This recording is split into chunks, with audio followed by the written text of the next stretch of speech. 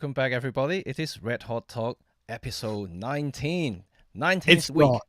19. It is well, 19th that we've been doing together. Because remember, you missed a few, and then I missed a couple as well. So so technically, it could have been 25, maybe. Right. Blimey, it's already half a year. That means. Welcome back. It's if you guys are new to this particular podcast slash live streaming session. It's all about photography and photography chat, gear talks, and also rumor discussion. And here with me is Rod Lawton, photojournalist and editor. He's an experienced professional who knows everything about any camera, any brands, anything. So today, he's the specialist here. And I'm very narrow-minded, so I only have a couple of brands to talk about. And myself is a professional photographer and filmmaker based in London. And so this particular podcast and slash live stream is basically shaped by you guys, and if you want to talk about specific topics, let us know in the comment section below, either during live streaming sessions or afterward. And also, if you missed this live streaming, and you can also do it on demand afterward, and you can go back to the playlist and play all the previous episodes, and if you want to catch up, or just play this one back anytime you want. And so say hello to everybody, and we usually need some time for everybody to join. So let's talk a little bit about today's topic. And if people have seen a thumbnail, we want to talk about camera makers and what they are doing and what they should be doing, or at least what we think anyway, and to help to, should we say, revive the market? Rod, should we say revive the market? Well, I think so.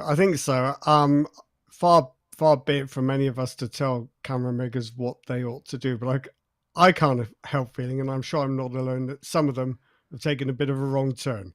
And the market we've got today is not the market we had a few years ago. Perhaps not the one we thought we were going to get. It had shrunk. Yeah. And I do think you can't blame it all on the consumer and changing tastes.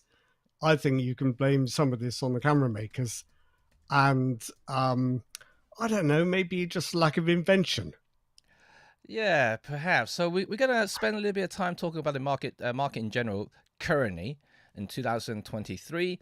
And what we can foresee in the next few years and see what happens. Because, obviously nothing is guaranteed, but all we know that is the market is shrinking by the day. And it's all thanks to the innovative AI, whatever thing, smartphone, whatever devices we call it these days, that kind of taking away a bulk of what we call the traditional cameras that we used to see, point and shoot.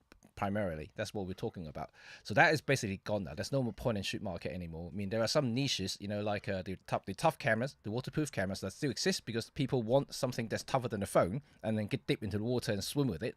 And so those action type cameras are still around, but the traditional point and shoot cameras are basically disappear. Is virtually non-existent now.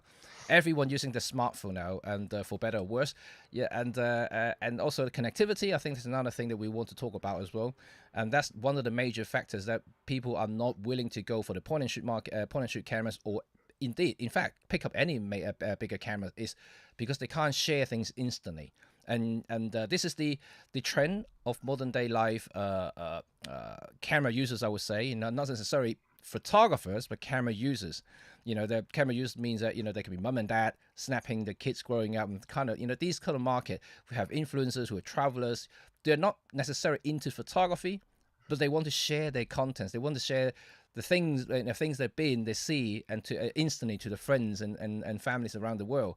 I think connectivity is definitely one main factors that kind of stopping people getting a traditional camera, so to speak. Yeah. I don't know. I think I agree that the point and shoot market is just dried up really because of smartphones. I think at one time you could have said you get a 50 quid point and shoot camera, or 100, spend 100 on a point and shoot camera so you could give to the kids on holiday without worrying about it. But they've all got phones now anyway, so what's the point? I don't know what the average age is for your first phone. I'm getting the idea it's probably about 6 or 7. I say, at least in the UK, I'm not sure other regions in the world. And my kids been asking for phone for the last couple of years now. They're 10, so they start asking about 8. So I guess 7 or 8 years old, they will start asking for phones. I don't know how you've held out for so long. I would have thought I would have thought they're coming home from school saying, all of my friends have got a phone. When am I Yeah. getting one? Yeah. And they might be right. They might be right. Well, yeah, I noticed that my kids' school friends, they all, well, not all, but most of them do have phones. Yeah. But the thing is, they can't use it during school time anyway. The teacher No, actually collect no, all the phones before they enter the classroom, so they're yeah, not allowed to even touch it, and they can only yeah, collect it after school. So really, they're not really using the phone in a way. So there's no point really giving them, And plus, we are not really letting them walk into school yet. So that's another thing, no, Unless no. they start taking public transport or walking home by themselves, then we want them to have a phone for safety reasons. Well, And of course, yeah, yeah. yeah, so at the That's moment, primarily. yeah, there's no reason for it, but I guess I can't avoid it. I think next year is the time. This is the time we have to give them a phone because we want to start them to go into school by themselves. Yeah. And then once they've got phones, you go on holiday, they Yep. don't need a camera. You probably No. don't need, well, you need a camera for your own purposes, but they Yep. don't need a camera because they've got one already. So Yeah. I think that has kind of killed the point and shoot market in terms of sheer volume. I think something else has happened though, that in the past, if you Yep. wanted to go from a phone to a proper camera, Yep. it might cost you £400 or £500 or dollars. That seems to have doubled. Yep. So I just feel in some ways that camera makers have got a bit greedy, and they've killed a big chunk of their own market, because I can't believe they can't make a satisfactory margin on a cheap camera. So Well, my yeah. all-time favorite in that market was the Nikon T3500. Yep. I'm Yep. sure they didn't cost a lot to make. For a long time, they cost about £400 in the UK. Yep. And seeing how R&D costs gradually uh, diminish over time as manufacturers get them back from equipment sales, Yep. I'm sure Nikon could keep making it and keep selling it for £400 and Yep. make a bit of money, but they don't want to. So Yeah. I think And don't forget, camera maker, yeah, all the point and shoot market were the bread and butter for any manufacturers. I Canon, guess, Nikon, yeah, you I name guess, it. The yeah, point and shoot account for the bulk of the sales of the entire account. yeah, yeah, And so you can imagine, how tough it is for them, when that market is completely dried up. yeah, yeah. So they're chasing a smaller and more affluent audience, but Yeah, well, that's why that brings Sony its own bringing problems, doesn't it? Sony get the RX100 with sales for about £1,000, like a premium It's crazy, compact. And crazy. yeah, it's getting a little bit ridiculous in my mind. And I mean, if you want a really compact camera, if you're spending £1,000, there are a lot of options for £1,000, and or $1,000.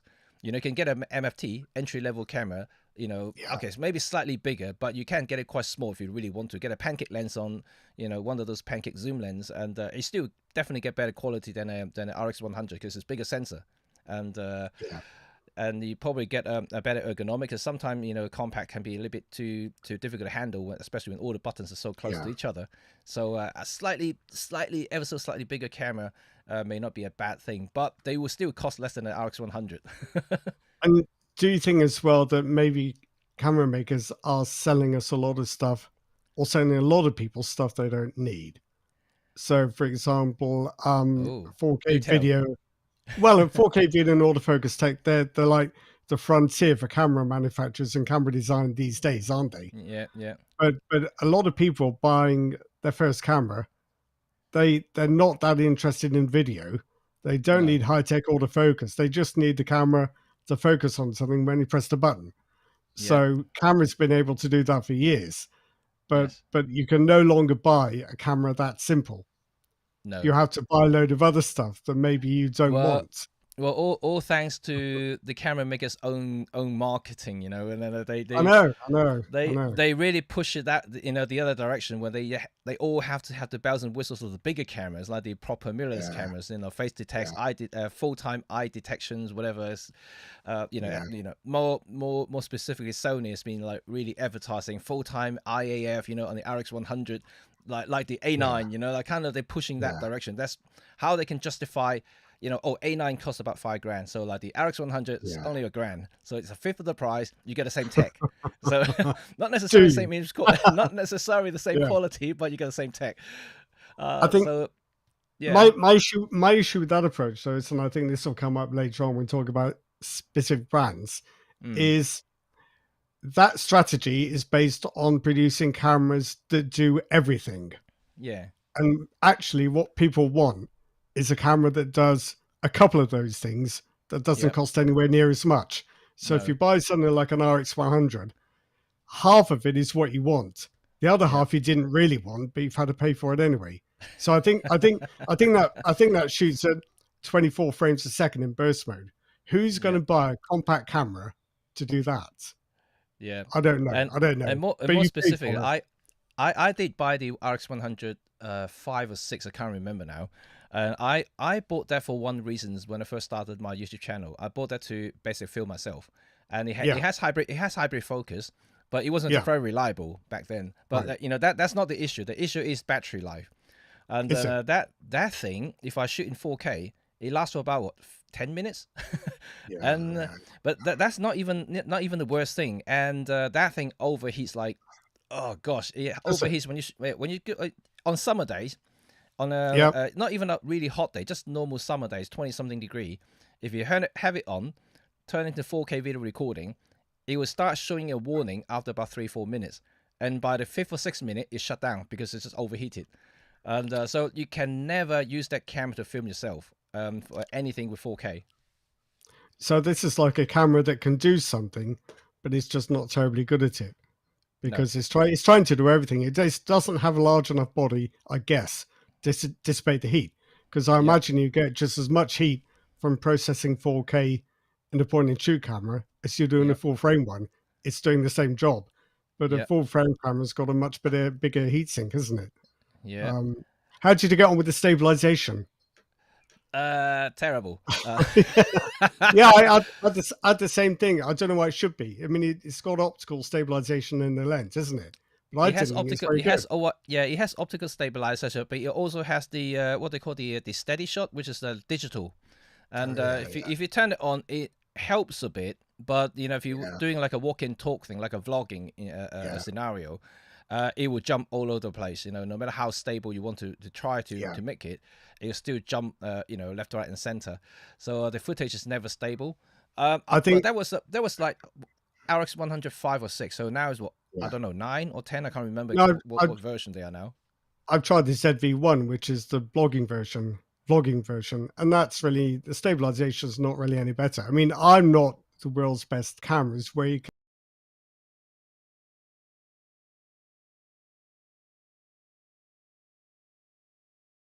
no more. Something happened Lots there. of cameras say they can, but Yep. Okay, sorry. There's some I- audio. I think just got cut off. You just have to repeat the last bit. nobody wants to hear it anyway. No, I do think there are only a handful of cameras Yeah, that can genuinely stabilize walk and talk video, yeah, even though there are lots that say they can. Only a yeah. handful. You know what? One of which I actually still think, you know, like I may be the Olympus Yeah, guy, but then I'm just telling you, from all the cameras I've tried for in terms of vlogging, the EM5 Mark III, the OM5, in terms of yeah, compact body stabilization, they are great for to walk and talk. Vlogging camera yeah, wise, yeah, if you throw in a wide angle lens like a 9mm or like a 6mm Laowa, you know, is really stable even when you're walking, you know, like not steadily, you know, just jumping up and down. You still look very, very good. And that's a yeah. fact, because I've been using this for vlogging many times, and it's definitely one of the best camera in terms of if you do want to do some running kind of videos and stabilization. You just can't match that. And I've tried even the OM1, because oh,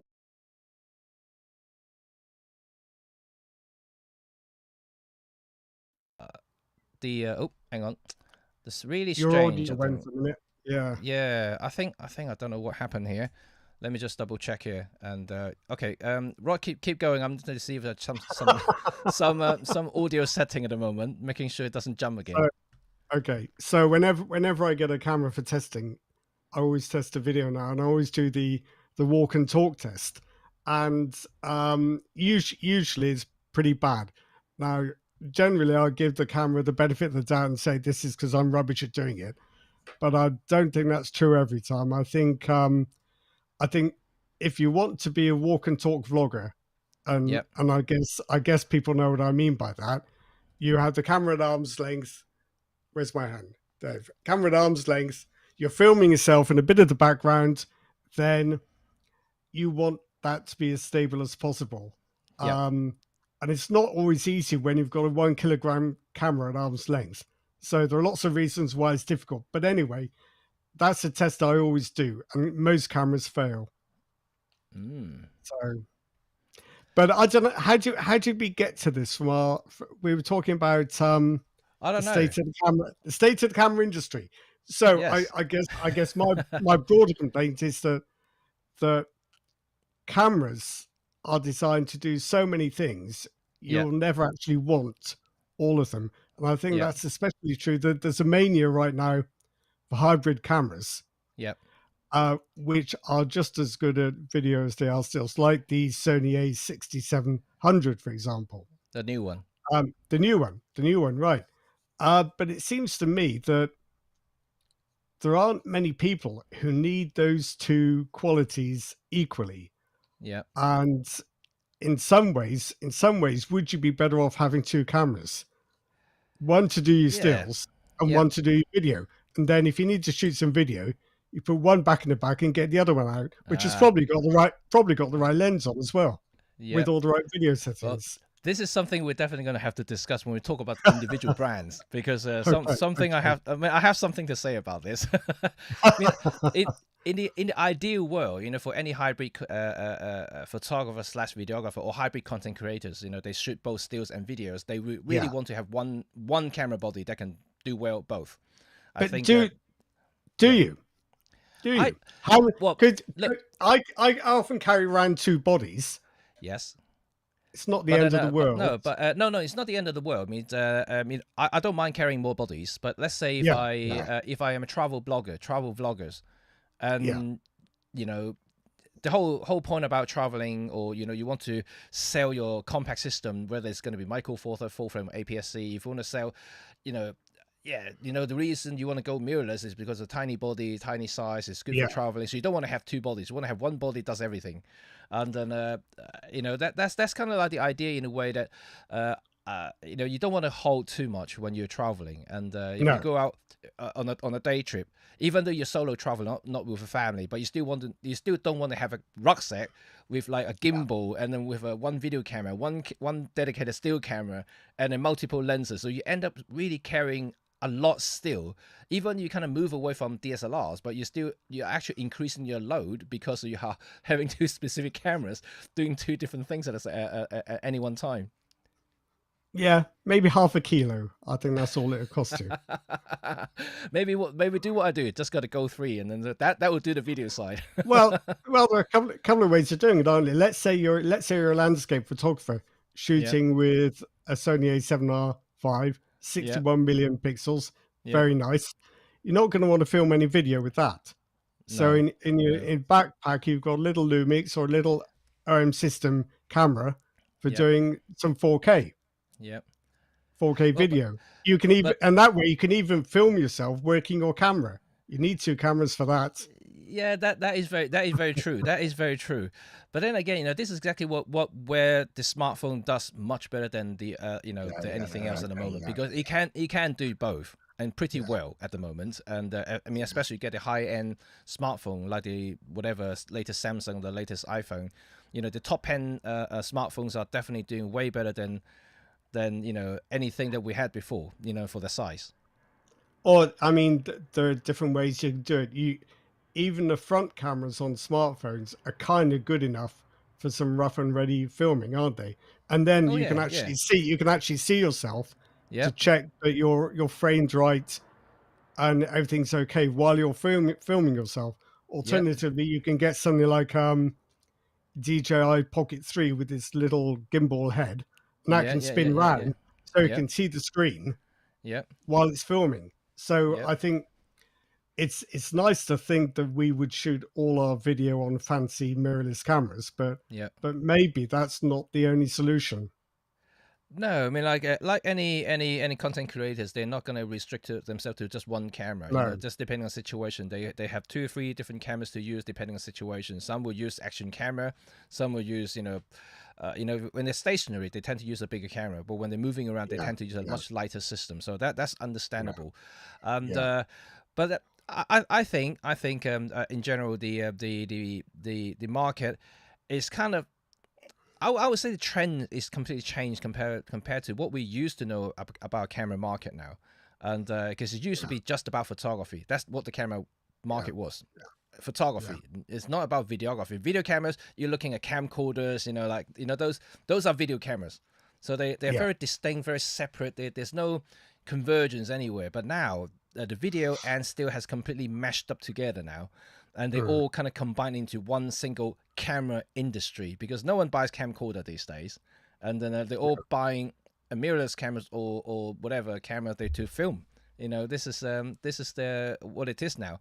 So I guess this is kind of mixed at the moment. The sales, does it really represent the market overall, or we are actually seeing a much bigger decline in terms of photography market simply because now the camera sales has combined the traditional video sales as well, and it's kind of quite hard to judge unless we have a more like a deeper analysis where see how many percentage are still photographer primarily or how many are primarily videographers who are buying cameras these days, and that would give a much better picture perhaps. But even with that, the combined sales figure still declining on a yearly basis, so it's going to be Mm. quite an alarming situation in terms of looking at the overall stills market, even because if you're taking away the people who buy cameras these days for video purposes, and that will make it the stills only market even smaller than it is.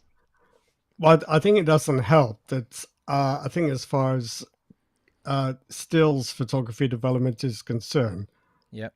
cameras kind of stopped developing a few years ago. Yep.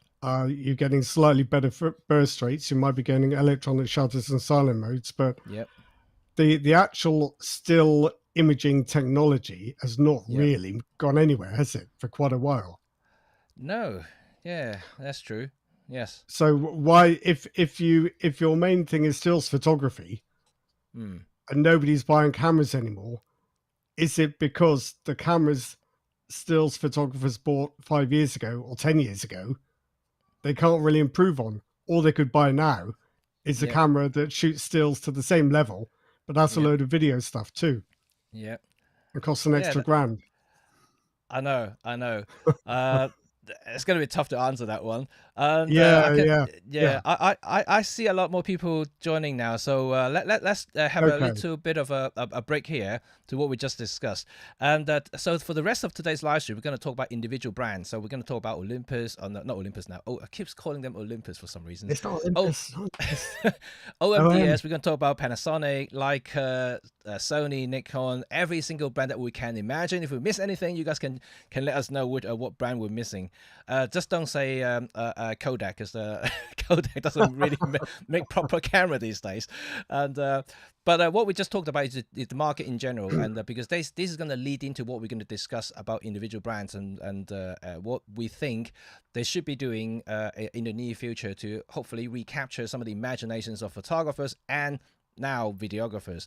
And I already made a couple of videos recently talking about one specifically for OMDS, how I feel about the current state of the company and also what they should be doing in the future to not just about satisfying current customer but also attracting new customer into the brand. And so this is something we can talk about about individual brands, and I'm going to share things that I know of, but I only know a few brands, and Rod knows way more than I do. So we're gonna pick his brain and see what he thinks about different brands in terms of what they're doing right now, what he thinks that they could have done better, and what they should be doing hopefully in the future, and to enhance the market overall. So shall we start the first brand then, Rod? You know most these brands anyway, Jimmy. You do. Um, right. I'll try and keep it brief. Canon. Okay. I think Canon is doing a very good job with the RF system, But what the heck is going on with the RFS, the APS-C models? You've got 4 cameras and only 3 native APS-C lenses, 2 of which are kit zooms, and a third is a budget telephoto. Yeah. So you've got a camera like the R7, which is as powerful as the EOS 90D used to be. And for people who aren't familiar, it's a 32.5 megapixel sensor. Yep. Good 4K video specs, high burst speeds, very well made. This is a proper camera. But there are no lenses apart from these cheap and cheerful kind of budget zooms. So the only other lenses you can use are RF lenses, full frame ones, with a 1.6 times crop factor. Yeah. So they cost too much, they weigh too much, and you lose the angle of view. There are no native wide angle lenses for the RFS system. So that is annoying me. And I'm starting to think Canon is using them to get people into the RF system so that they can then say, oh, you want to shoot wide angle? Oh, get a full frame one. Yeah. Trade in your APS-C. Get one of our proper ones. So I don't know. Maybe I'm being cynical, but that seems to me a massive strategy error. But don't you think that is also echoed by some other companies too? You know, and yeah. You can see the APS-C. Sure. The APS-C range is very limited into lens choices. And I mean, we're not talking about Fuji. You know, Fuji's a dedicated APS-C or medium format, so they have a ton of APS-C lenses. But let's go back to Canon. We know who you're talking about. Yes. but to make matter worse, I think for Canon is that they have stopped third party making RF lenses, and that's one of the biggest mistakes. And obviously, they want to protect their own range of lenses. They can protect the sales. They can control the prices more. They can control the margin. I mean, that's totally understandable from the business point of view. Yeah. But that's quite one-sided, because without third-party lenses, because you can't buy an RF camera. You still have to have an RF camera to use RF lenses. So some people who want to start off a new system and they don't have the budget for it, and they will look for third-party lenses. They are usually, a lot cheaper, and they may not have the same performance, but heck, not a lot of them are professional photographers. They don't looking for ultimate quality to start with. They just want to get into the system, have a go, have a try. So why spend thousands of pounds on the lens when they can get it for a few hundred, from a third party? And then, if they stop that market, that means no one's making cheap lenses for RF system, and it's making people who want to buy into the system, those who don't have enough budget, will just basically scared off, and they start looking for other system. Oh, Nikon, I can get a Nikon body, a Z50 or whatever, Z6, and I can get a cheap trio of lenses like the one from like Viltrox. They sell a trio of 1.8 prime lenses for the entire set, 3 lenses for less than $1,000. So you can actually get a whole system going. While if you want to go with the Canon, you can only buy one lens for that $1,000, basically. Well, actually, I will stick up for Canon a little bit on 2 scores. First of all, the Canon EOS R100, so that's the newest and cheapest RFS camera. Yep. That is properly good value. I know I've complained there aren't enough lenses, but this is almost going back to the prices you used to be able to pay for a beginner camera. So that's like a 350D. That's actually quite dear, as I recall. There's the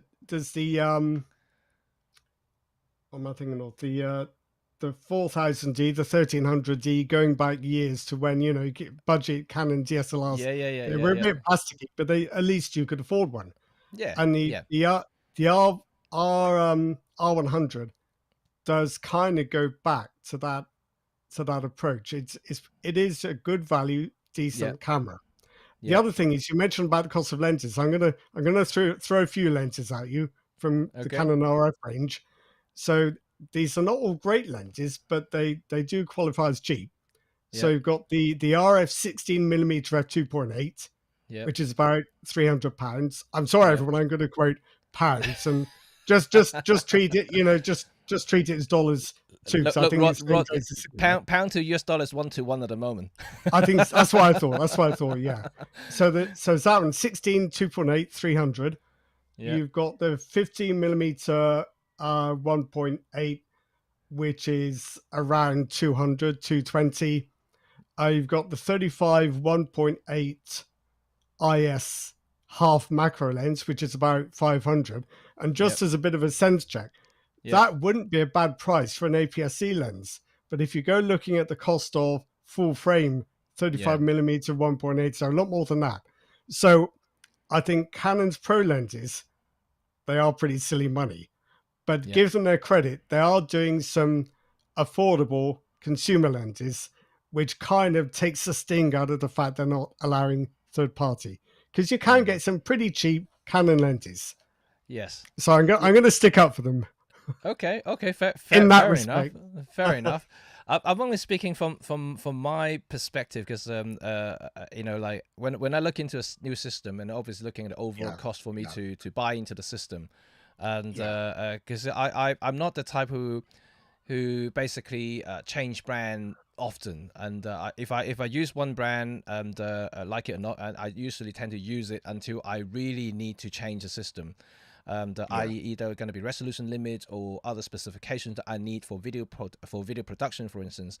So I don't necessarily need to add system. I just basically stick with one and use all the lenses yeah, available. yeah, So if I look for a new system, I'll just look for what I can afford, what you know, what I can add to it for the budget that I have. yeah, And I currently find that because of what Canon has done, I find that their options been quite limiting. You know, if let's say if I want yeah, 1.8 or 1.4 lenses, then they are asking for really silly money, and without third yeah, party options, yeah, and yeah, it's going to be quite hard to swallow that initial cost. Especially if you don't know the system, in the, you know, they're not cheap cameras. Even if you buy, because I won't be buying a beginner level cameras. If I go into, no. I'll buy like a mid to professional level cameras to start with, and just to test out the features and things like that. So in that case, I'll be spending 2 or 3 grand just on the body, and then I'll So do add the lenses on it, and it's going to be I quite think expensive. if you're talking about pro lenses, let's say you go for an EOS R62 and 3 f2.8 constant zooms, which is, you know, like the holy trinity of pro Yeah, lenses, yeah, yeah, yeah, you're going to be up towards £11,000, yeah. Exactly. maybe 12. Yeah. Um, it's a very great deal of money. So I do think that the Canon's Pro gear is very expensive, but I just did want to give them a bit of credit for doing cheap consumer gear too, because Mm, they've gone further towards making affordable stuff than yeah. most, I think. So Okay. Okay. we're a bit like that with Canon. We Well, are, me, you yeah, know, yeah. but having said that, you know, we talk a little bit about prices and things, but what do you think Canon is doing at the moment? Do you think they're on the right course, you know, in terms of sticking the gun, you know, in terms of the direction they're going at the moment, and how they are looking, let's say, past this year, you know, into next year, and because now the market is constantly evolving, and one thing we are sure now is the video market is growing rapidly, and that's for sure. So I'm pretty sure they're doing pretty well in terms of the video side, because the dual pixel AF are really good, you know, very reliable, Yeah, and it's yeah, improving over time. yeah, And so for the general consumer level video making, they are more than enough, more than sufficient. yeah, But the pro market, you know, I know they have the C line, which is the Cine line, and the kind of the yeah, yeah, more video dedicated version of it. And yeah. but do you think they are spreading a little bit too far in terms of like model lines? They have quite a few different lines running at the moment in parallel, and like you said, you know, you can have two bodies, you know, one video, one still when you go out and do things, but they are not small once you get into that sort of level. You start to wonder if things like the EOS R5 and the R5C are quite far enough apart to be completely different propositions. Mm, Um, but otherwise, I don't know. I think Canon's pretty much on the right track, at least with full frame. yep. I think it's good they're keeping the EOS RP on, because it's it's not the world's best camera, but it's cheap. And Mm, if you want to get your first full frame camera, yep. you won't get one much cheaper than that. The R8 is actually very good. It looks expensive for a 24 megapixel full frame camera, but the AF and the video are really very good indeed. Mm, The R62 and the R5, they seem expensive to me. Because well, the R6 II maybe not so much because it's new, but the R5 has Yeah, been yeah, yeah, kicking yeah. around a while now. Okay, okay. And it's held its price pretty well. But it's what 45 megapixel cameras cost. What can you do? That's So yeah, I guess the issue for me is in the APS-C space. You've got the R100, R50, R10, the R7, 4 different cameras, and I don't think there's enough differentiation amongst consumers to yeah. support that many. I mean, No, have I the R100 as a cheap yep, entry level camera, have the R7 as a kind of high power, affordable enthusiast camera. yep. Why have the other two in between? Because even back in the DSLR days, they have just way too many different So yeah, models it's that incredible. and well now speaking of models, I think the worst offender is probably Sony. Oh no! They're further down the alphabet. We can't talk about Sony yet. But yeah, Okay, we yeah. come back to Sony. We come back to Uh, Sony. So but, what's the but next one we should talk about? what? But yeah, they're really going to get it, Sony. So stand by. So right, how about Fujifilm? Oh, Fujifilm. Any Fuji users here? We don't want to get slaughtered by you guys. So this is I was thinking about this earlier. This is how I would put it. Fujifilm made its reputation by being a big fish in a small pond, by which I mean they're the only maker to produce a thoroughly modern digital camera range using very attractive retro styling and old school exposure controls. Yep. But now they seem to be moving away from that and trying to be a small fish in a big pond by making very much the same sort of camera as everybody else. And Yep. I think that's a mistake. So I think Okay. Fujifilm got its reputation from cameras like the XT20, XT30, the XT3, XT4, the X Pro 3, that kind of retro styled camera. Yep. And now the XH2S and the XH2, I think they've gone so mainstream. Suddenly they're not the big fish in a small pond anymore. They're a small fish in an ocean full of sharks. And I just think they're not competing on their terms anymore. They're competing on somebody else's. And I think they're in Yeah. danger. They're in danger of throwing away what earned them the reputation they have. And funny you mentioned that though, because maybe that's a niche they're just trying to carve out because they already had the retro market kind of almost firmed in place, and they have the medium format also. You know the Yeah. 50 the medium format seems to be doing quite well, and simply because of the affordability side of it, and comparatively to other medium format cameras, they are definitely the least expensive, so to speak. And It's incredible. Right now you can get a GFX 50S2 with is it 35 to 50 lens or yeah, 35 to 60 lens, just over £3,000 or $3,000. That is crazy. yes, That's and that's not much you can't more. even get a full frame body for Not that. not nothing that approaches that resolution. No, No. absolutely not. No. So yeah, I mean, Yeah. I think they are doing quite well in that respect, and they're growing the line as well. They have the 100S, which is the 100 megapixel version, which is slightly more expensive. Yeah. And they're now slowly building up lenses, and because of the reputation, now there are a lot of third-party lenses are now joining now. So they're making, especially Laowa. Laowa does make some GFX lenses for them, even though it's manual focus. But you know they do make a bigger format for these cameras. Yeah. Which is which means that you know they have some other value options if you really want to go the medium format route. So that's interesting, and I kind of interested what you said about you know the HS2s and all the others. So I think the fact is, though I don't think they confirm it officially, I would say the XT line is gone, the XE line is gone. I think the X Pro line is gone. I would say that the only camera left with those classic Fujifilm design cues is the XT5. I think is because so you've got the XS10 and XS20 are mainstream.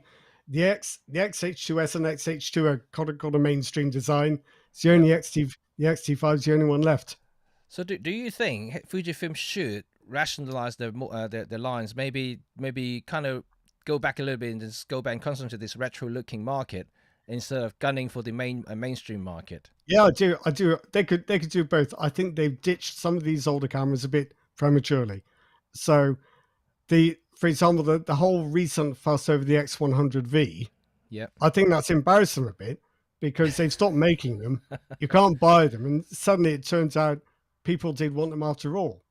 And I wouldn't be surprised if that happens with the X Pro 3, maybe the XT30. I think they should keep on a couple of these older cameras because you never quite know. Well, there's And some if you, rumors suggesting the next X100 whatever is going to come out in 2024, and who knows? Who knows? Maybe that will be the new holy grail for Fujifilm. well, yeah, yeah.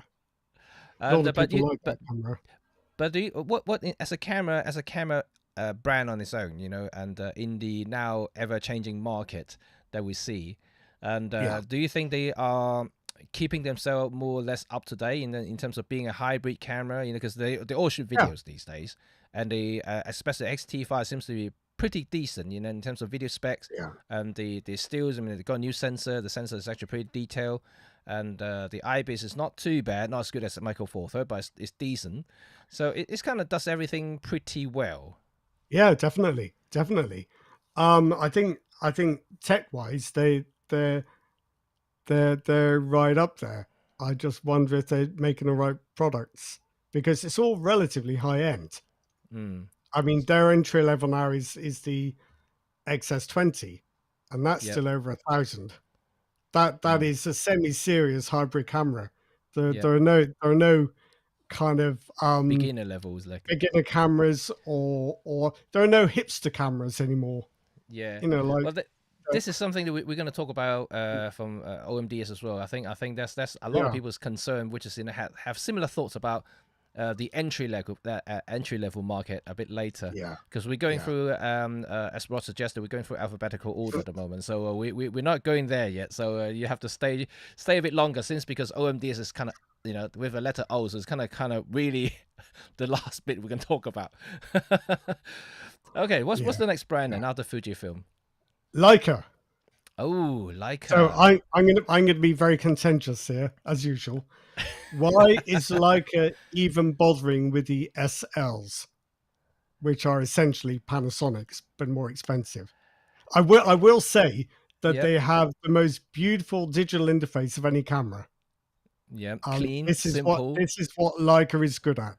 Yes, but it's still a Panasonic. The guts is Panasonic, but you know, it's just like in the car market, you know, there's a lot of the car markets, they share the same platform, you know, even the same engines and same guts, but they just put a different shell on top of it to dress it up a little bit, and a new interior, so like you don't even feel like the same car. And I guess it happens in the camera market, and I don't know, you know, because now they have the L mounted lines, and I think it does make sense for them to keep the SL camera series, simply because now they have access to other lenses and people make, you know, people, you know, fancy a Leica brand, you know, and they can afford the Leica camera, but they can buy cheaper lenses from Sigma or Panasonic, and or vice versa. You know, people who are Panasonic already own a Panasonic camera, they can have a better glass, you know, from Leica. If you don't mind paying the premium, and I guess from that point of view it makes sense. But I do agree with you, if they didn't have the L mounted lines, if they just started out with the original SL, which, you know, that really did make sense to me. They started off a new format. The lenses were chunky and huge. It just didn't make sense to me at all. But now we have the SL2 and the L mounted lines. Now we have like Sigma making lenses, and we have Panasonic making lenses and bodies. And it seems a bit like the olden days of Micro Four Thirds when they first started. You know, have Panasonic and Olympus, and they have all kinds of things that can be shared. And I think from that perspective, it's not bad. However, I do want to say that the SL, even though it's like a beautiful interface, got a beautiful EVF, and has an impeccable build quality, I just don't like the look of it. I don't like the shape of it. And you know what? I like the design. I like the design. It's very minimalistic, very modern. You know, if you just look Yeah, at it as a aesthetical art piece, it's oh, that's beautiful. That's a really nice looking camera. But look, I've handled both the SL and SL2, you know, and yeah, when I used to be very close to Leica using their cameras, I just don't like the handling of it. You know, the grips, yeah, you know, the sharp angles, you know, really dig into your skin. It just doesn't feel right. You know, yeah, if you're yeah. used to a better handling camera like the OM1, for instance, and it's got really nice grip, you know, nice contour, you know, around the thumb areas. It's Well, not the case in Leica. it's this seems to be a modern fashion. If you look at old school Nikon DSLRs or any Canon camera, Yeah, they've all got contoured edges, and they're yeah, quite comfortable to use. But yeah. there seems to be a fashion now to go for these angular, hard edges and creases and lines, and they're just The, not comfortable. how many of you listening now, do you prefer aesthetic or functionality? You know, I personally prefer a best handling camera myself, you know, because Yeah, I am a yeah, photographer. I hold the camera, I use it for a long time, you know, like yeah, at any one time. So I prefer something that holds comfortably in hand and then and balances well and everything like that. And I think the Leica SL, it just looks good, but certainly doesn't deliver when it comes to actually using it. And I think especially if you use it for a long time. tell me if I've got this wrong, but there's one particular thing that struck me about those cameras that seems to me to summarize why you need a proper camera maker to make proper cameras. Every camera's got function buttons, right? But Yeah, on the yeah, yeah, SL, yeah. you don't have to go into the setup menus to change the function of the buttons. You press and Uh, hold the function button, and then you spin a dial to choose what function it should have. yes. It's breathtaking. Yeah, no, Why? I do Yeah, agree. I do agree. From that perspective, it's pretty it's pretty amazing.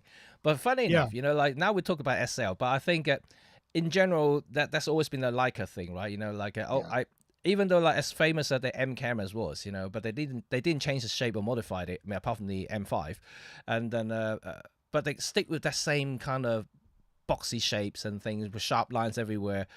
I never really liked the handling of it, and you know when I right, first started with M6, and that wasn't too bad, but now over time, you know, and now in the digital time now, we're having digital M cameras, and they're still shaped the same way, and yeah, really isn't something that I would say the best handler in the world. You know, you're holding a camera like that, very slippy surfaces. You know, you have yeah, to add a lot of stuff to make it work as a camera properly. yeah, yeah. I think I can only imagine. Like I thought, we don't make cameras good enough for you. You have to be good enough for our cameras. They put the question back to us. I think so. I think so. Yeah, you're kind of convincing me on the whole SL thing.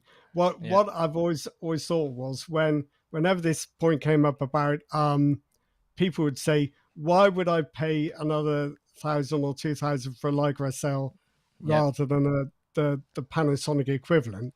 yeah. I would say pick one up and try it. Then you'll see where the money's gone, because that kind of interface Yes. design Yeah. takes brains and experience and skill, and Yes, it that's does. surprisingly rare actually in the camera world.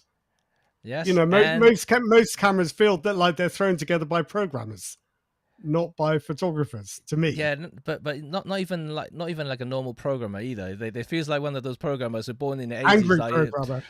yeah, Yeah, yeah, almost those who designed the MS DOS. You know, if you anyone remember yeah, MS DOS, you know, like a very yeah, clunky interface, and that yeah. hasn't changed. You know, like I think No, most would agree that you know like all the camera manufacturers you know whatever camera you use now, even the latest generations, the menu system, no matter how good you claim they are, I still think there are just too many layers, too many yeah, tabs, too many things. You know, like to access something, you literally have to remember where they are, and you have to go through sub menus and this and that. You know, yeah, to be quite honest, I mean, I think a lot of people when they always criticize certain brands' menu system, it's just a matter of getting used to them. You know, it's going to be either vertical yeah, tap yeah, or yeah, horizontal tap, but they are still taps. There's still like layers basically. There's no change in that. So I yeah, agree totally with you what you say about Leica. You know, you can press hold a button and you scroll the yeah, wheel, it changes something, and that's genius. yeah, And they had that already in the M camera, digital camera. They had that similar system yeah, already. That's why they kind of right,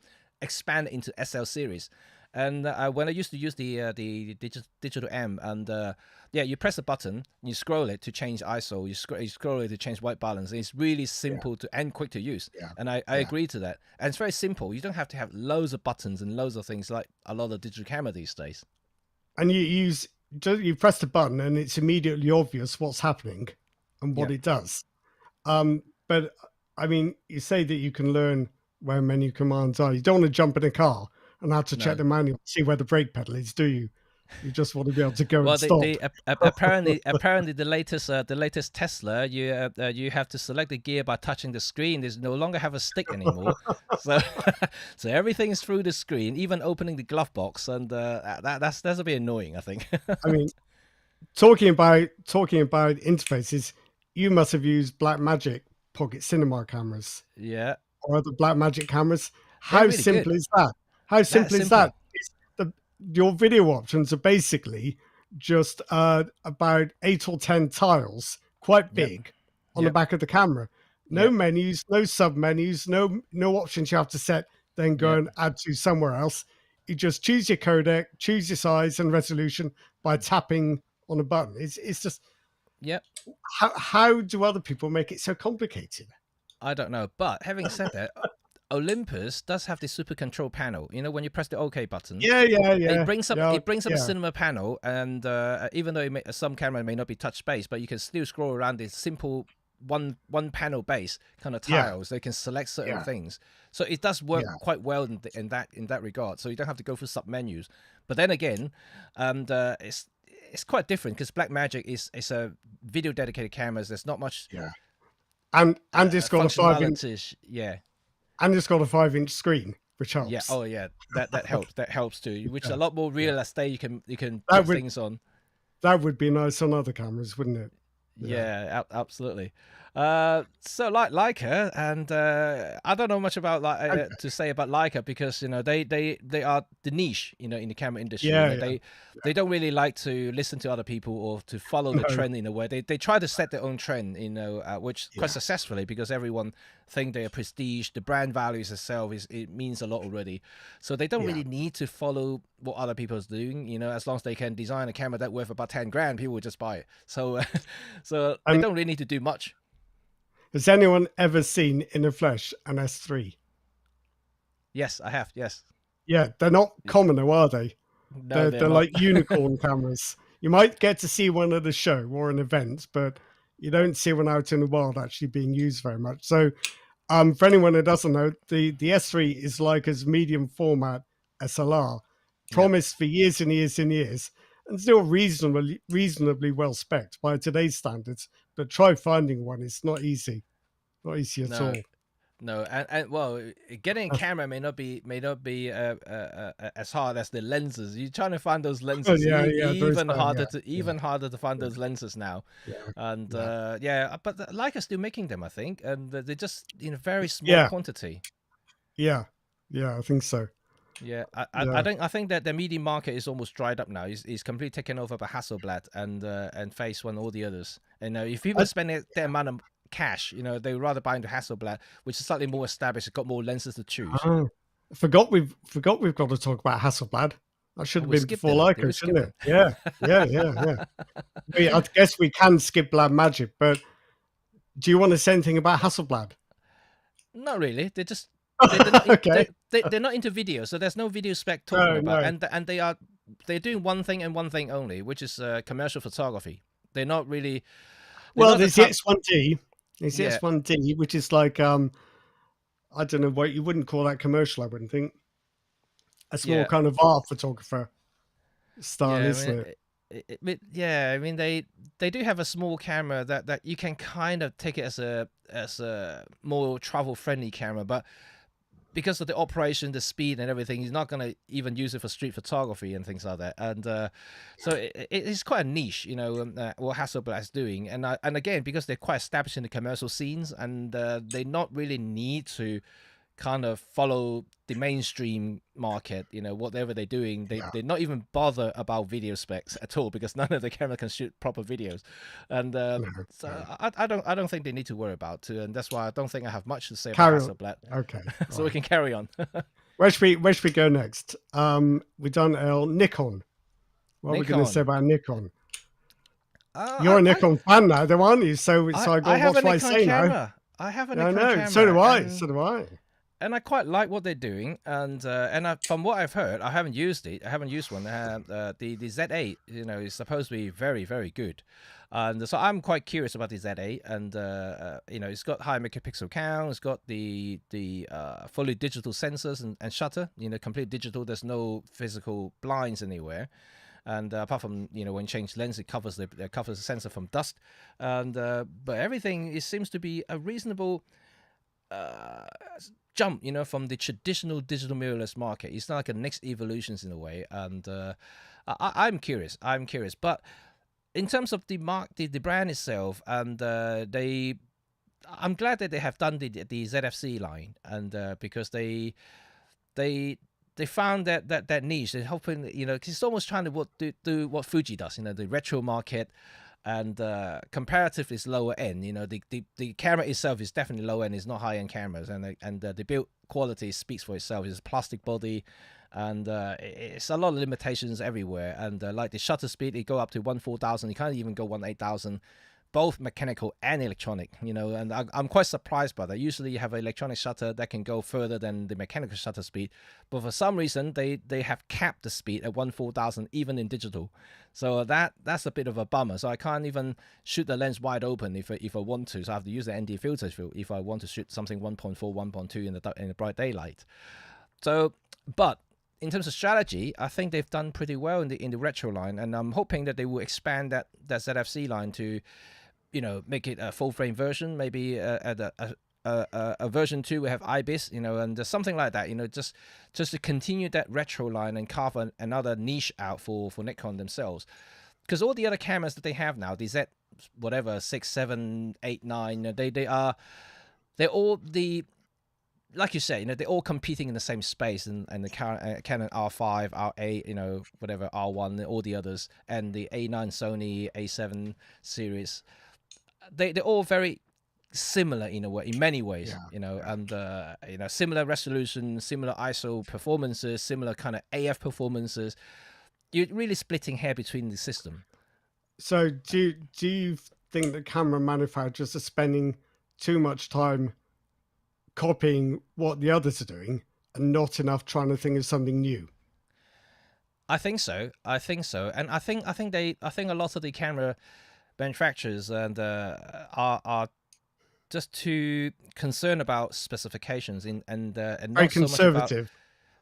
very conservative and not looking outside of the box. And Yeah. they're not trying to, I think you always know, we always have a saying, and about winning is about favoring the bold ones, and they're trying to make something different. It may not necessarily win the competition, but they may set the trend for the future. Well, it's what's the saying? Fortune favors the brave. That's how Yes. Fujifilm managed its turnaround, by being brave with its camera design. Yes. Nobody else is doing that at the moment. So that's why I'm thinking that all the manufacturers now doing exactly the same thing. They're just trying to competing in specs, and then they are trying to outdo each other in terms of specs only, but they're not thinking about what the next feature should be, a new features, not new, not higher speed, not high ISO values, not higher this and higher that, not about comparing numbers, but more about actual features and functionalities of a camera. And this is why not many people are upgrading these days, because that's how I see it anyway. Unless you have a camera that's about 10 years old that you want to maybe make a jump to just have something slightly different, slightly better quality. But in terms of specification wise, I don't see a huge difference if you upgrade every 2 years, and you are literally wasting your cash, in my opinion. I think you are, certainly as far as stills photography is concerned. But even with video, if you're not going to do a lot of speed ramping or slow motion, or high speed stuff, and if you're not doing any color grading, do you really need this year's mirrorless camera? No. When the one you bought 3 years ago probably does all the things that you need to do already. This Yep. is the problem for camera makers, I think. So they're trying to convince us we need all this new stuff, Yep. whether or not we actually do. I I So I like, I I think most of the cameras were sufficient. Well, same as stills that we talked about many times. Still yeah, cameras yeah, exactly the same yeah, thing. You could get really decent image quality from a 5 6 euro camera already. yeah, You don't need the latest stuff. No matter how much the manufacturer tells you, oh, we can, ISO is better, for this generations and it's yeah, 2 times faster in AF. But can you really yeah, notice that speed difference if you're not, in that sort of pro environment, so squeezing to the yeah, limit of what the camera can do? I think yeah. this is something that many may forget, and it's like buying smartphones. It's the same thing. I think smartphones are So, already good enough. so what do you think Nikon should do? Because I don't know whether you would agree with me that they've kind of become bit lost in a sea of sameness. They're like doing the same cameras as everybody else, but not quite getting the same attention. So, for Yep. example, the Z6 II isn't getting the same attention as the Canon EOS R6 II, and the Z7 II seems a bit of a poor relation to the R5, and it's like they're Mm. good cameras and they're actually a little bit cheaper, but Yep. they don't have any defining quality that makes you think that's a Nikon and I want one, do they? And it doesn't have to be specifications. It's just, I think it's just design and usability and Yeah. appearance and all Yeah. these other things. Um. Yeah. I mean, this is what we just talked about. I think at the moment, if you ask me, if I have, let's say, 5 grand to spend on a camera now, just to buy a brand new body, Yeah, and just a and body. a full frame body, would I choose Yeah, Canon? Would I choose Sony? Or should I choose Nikon? yeah. I would have a tough time deciding which one to go, because none of them will stand out immediately to me that is better than the rest. They are They've the same. they've all got pros and cons in a way. With Nikon, you'd think you'd think, oh, I don't know, maybe I think Canon and Sony are just a little ahead in the tech. With Canon, you might think I can't afford those lenses. With Sony, you might think, or I might think, I just find them a bit boring. Yep. There's arguments. If that kind of argument Mm. is significant, it tells you something about these cameras, that there's nothing distinguishing about them. None of us are saying, No. oh, No. oh my word, I've just seen the so and so. I've got to have one. Yep. I don't care what it does. I've got to have it. When was the last time that happened? Yeah, I think most manufacturers, like, not just about Nikon, if I say, being honest here, is that I really think that they should stop out-specking each other. I think they should really start to think about what can they make their camera better in terms of, like, the overall functionality and speed, and especially Yeah, in the pro market. I know they're already doing an amazing job, but it's quite hard for me to explain what it is. But they have to be, maybe thinking about slightly more narrower angles. What the well, camera should appeal to, and I, th- I think it's a kind of case of product design. The products are no longer appealing as objects of mm, design. well, let the audience tell us. Do you think the modern cameras are good looking? Like, They does anyone think the RF cameras looks good, or the Nikon Z camera looks good, or the Alpha camera looks good? To be quite honest, if in my opinion, my personal opinion, I think they all look ugly. I think they all look pretty ugly to me. With the exception of the ZFC, which is, like I said, is a retro-looking camera, yeah. and the Fuji line and also Olympus cameras. They're quite good looking, because they just have that kind of old school kind of SLR look, and so I like those looks. And but yeah, it's. I don't know what's wrong with the camera design these days. Like the DSLR. I think DSLR are quite good looking, but now when they move Yeah, yeah, mirrorless, now all the mirrorless cameras just look absolutely horrible. yeah. Thank you, thank you. I didn't want to be the one to say that, but thank you. Yes, they do, they do. So not Um, just not just Nikons, everything. I think every brand out there looks quite ugly. yeah. I mean, I think with the Nikons, the full frame ones, they don't look great, but they do handle well. They And look I it. They think look it. Yeah, the grip looks it very good to me. it is. It's I think with Sony, it's the other way around. They look great until you pick them up. That's just my opinion. Um, I think Canon's doing a good job in that respect, but a lot of cameras these days they just don't have that physical, tactile, or operational appeal. It's not just about the specifications. You know, if Yeah, all we cared about was specifications, we'd be driving around in a van, wouldn't we? Not yeah. buying little sports cars or And big and I V8s or guess whatever. one other thing is, I think now you speak of design. I think design does make a huge difference when it comes to what's the word I'm looking for?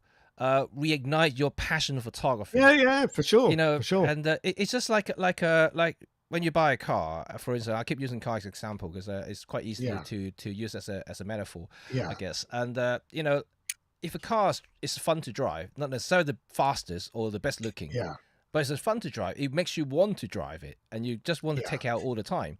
It's like the same thing with the camera. I mean, there's something that handles well, that does well, and it looks that kind yeah, of. You look at it and just, oh, I just want to pick out and just go and shoot again. yeah, And yeah, yeah, yeah, that helps a lot, But none of yeah. these new modern cameras nowadays will have that kind of magic. When you look at them, it's like, No. oh, it's just another black piece of Yeah, metal I've got to go. lying I've got to go out and take pictures now. Oh god. The likes of like the Yeah, ZFC, the Pen F, like the Pen F is yeah, just like one of those cameras. Just look at it, it's like, oh, I just want to pick up. I just want to go and shoot. yeah, And the same thing can say about the Fuji lines as well. The same similar thing. yeah, When you look at it, so oh yeah, all the physical dial buttons and all everything's there. I just want to use it. I just want to turn those dials. yeah. Just want to go and use it. Yes, yeah, Yeah. yeah. All right, so we've done Nikon. We can't put it off any longer. This is your turn now. We've got to do OM system, haven't Oh we? dear me. We've done it so many times, but Okay, right. And I've got a couple. I've got a couple, yeah, but you go first. okay. Right, I got two main concern about OMDS, and I wouldn't say concern, but things that I would like to see in a very near future, not even like medium future, but in like almost short term. And first of all, I would like to see a much higher resolution sensor to be implemented in one of the future cameras. And this is only, maybe I'm being kind of selfish here. It's only for personal reasons only, because I think I talked about many times in last couple of videos, and I also talked to you about that as well. Wrote about my agency where has currently thinking about upping the limit or resolution count so that my 20 megapixel files no longer suffice for the work. So I need a slightly high resolution files to do that. And I know many of you have suggested me, why don't you just use some of this program to upscale them, to make it high megapixel digitally. Yes, that is a solution. But the thing is, if I'm only doing 1 or 2 pictures, that's not a problem. But I have a lot of photos to do every single time, and I shoot a lot every single month.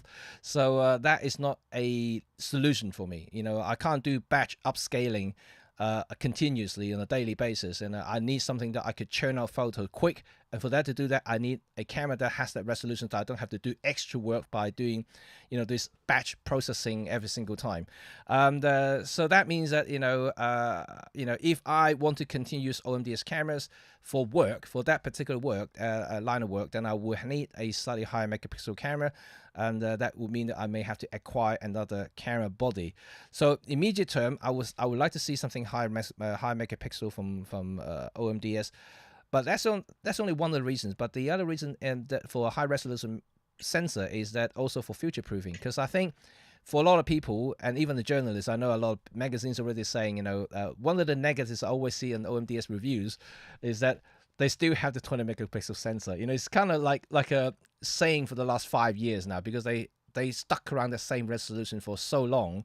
It comes to a point that it's becoming, right, when are you going to increase the megapixel now? Okay, it's not a megapixel race, we all know that, but then you are kind of sticking with the same thing that's been happening for the last 5 years. Almost hasn't been moved at all.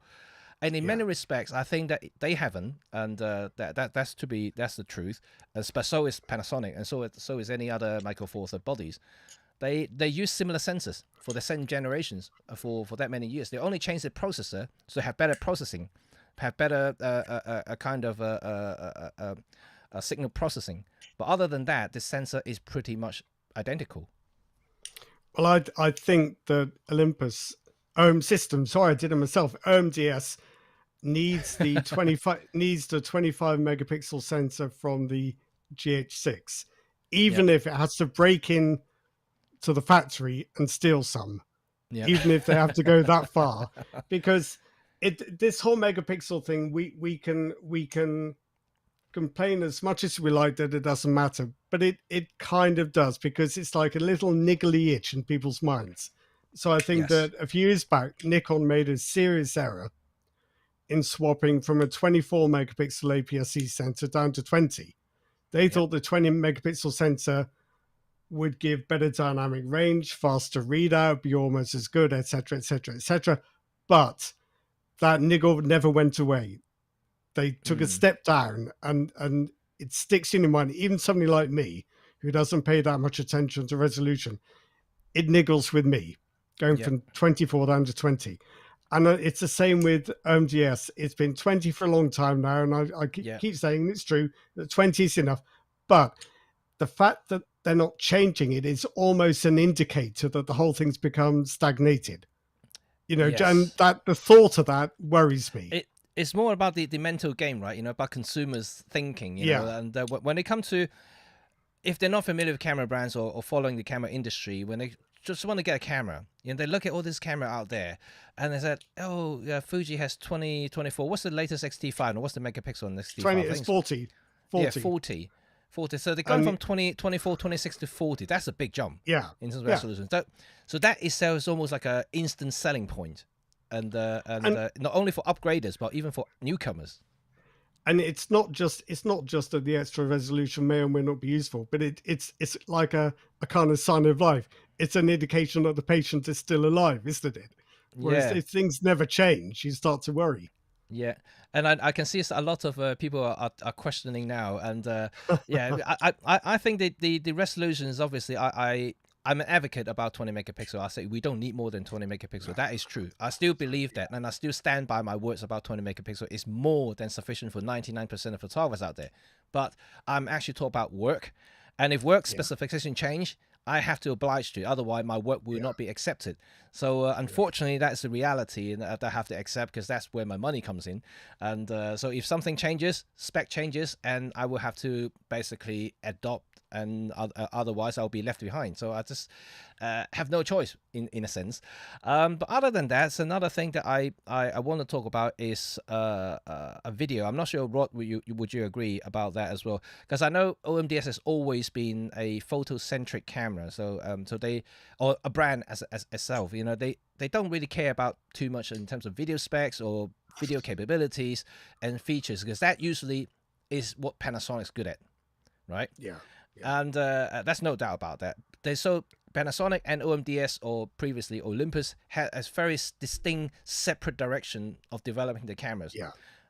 But things has changed dramatically ever since Panasonic released the G9, which is a very photocentric camera and a very capable one. And that changed this whole narrative of Panasonic being a video-centric camera company to become a more hybrid. And not only that, they are doing pretty well in the still side as well. So that makes it, OMDS is now the only company, almost the only company in the entire industry that doesn't really focus on the hybrid market. They are still very much focusing on the photocentric side of it. So do you think that they should be actually looking to the video side? I personally think they should. But Well, I think they should, but I think they don't have to make any great strides, in my opinion, in technology. Because if you look at, let's take the Sony ZV-E10, which is the APS-C vlogging camera.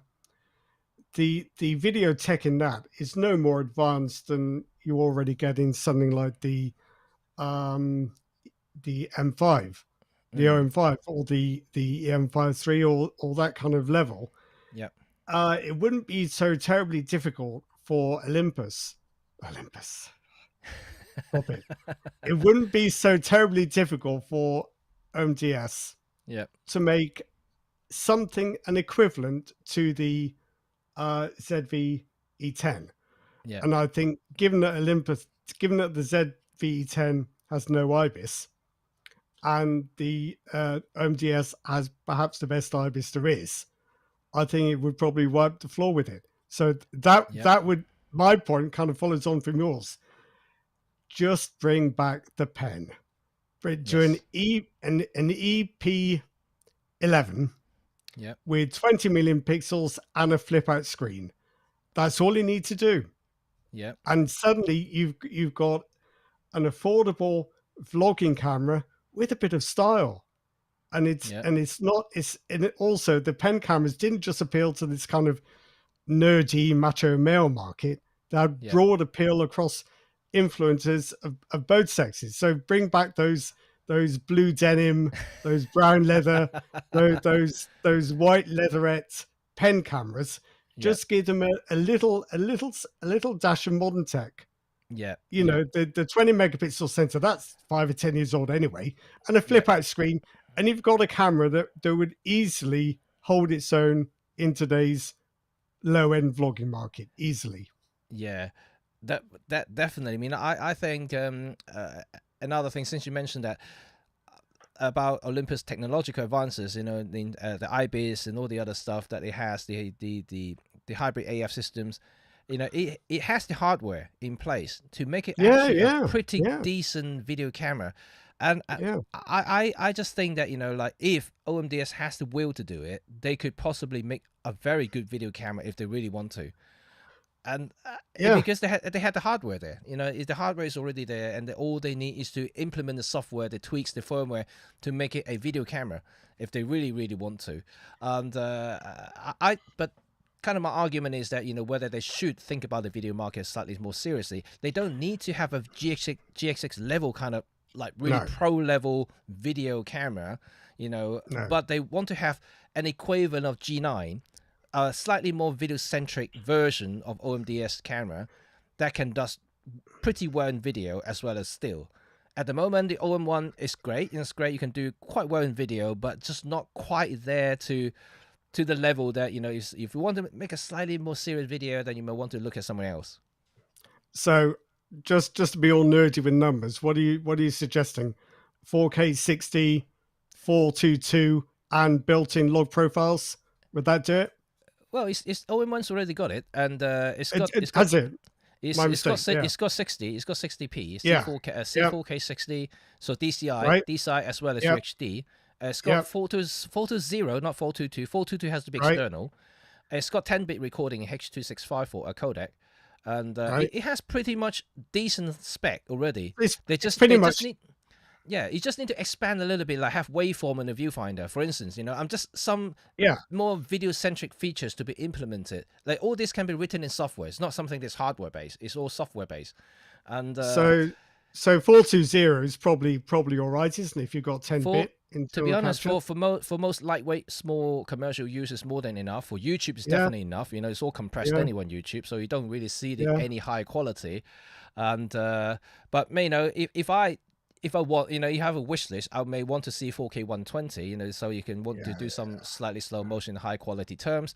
And but you know, I think OM1 is by far one of the best hybrid cameras out there at the moment. But having said that, when you look in the hybrid camera market, you know, HT5 is also a very good hybrid camera, but in terms of spec wise and price wise, they're very equivalent price.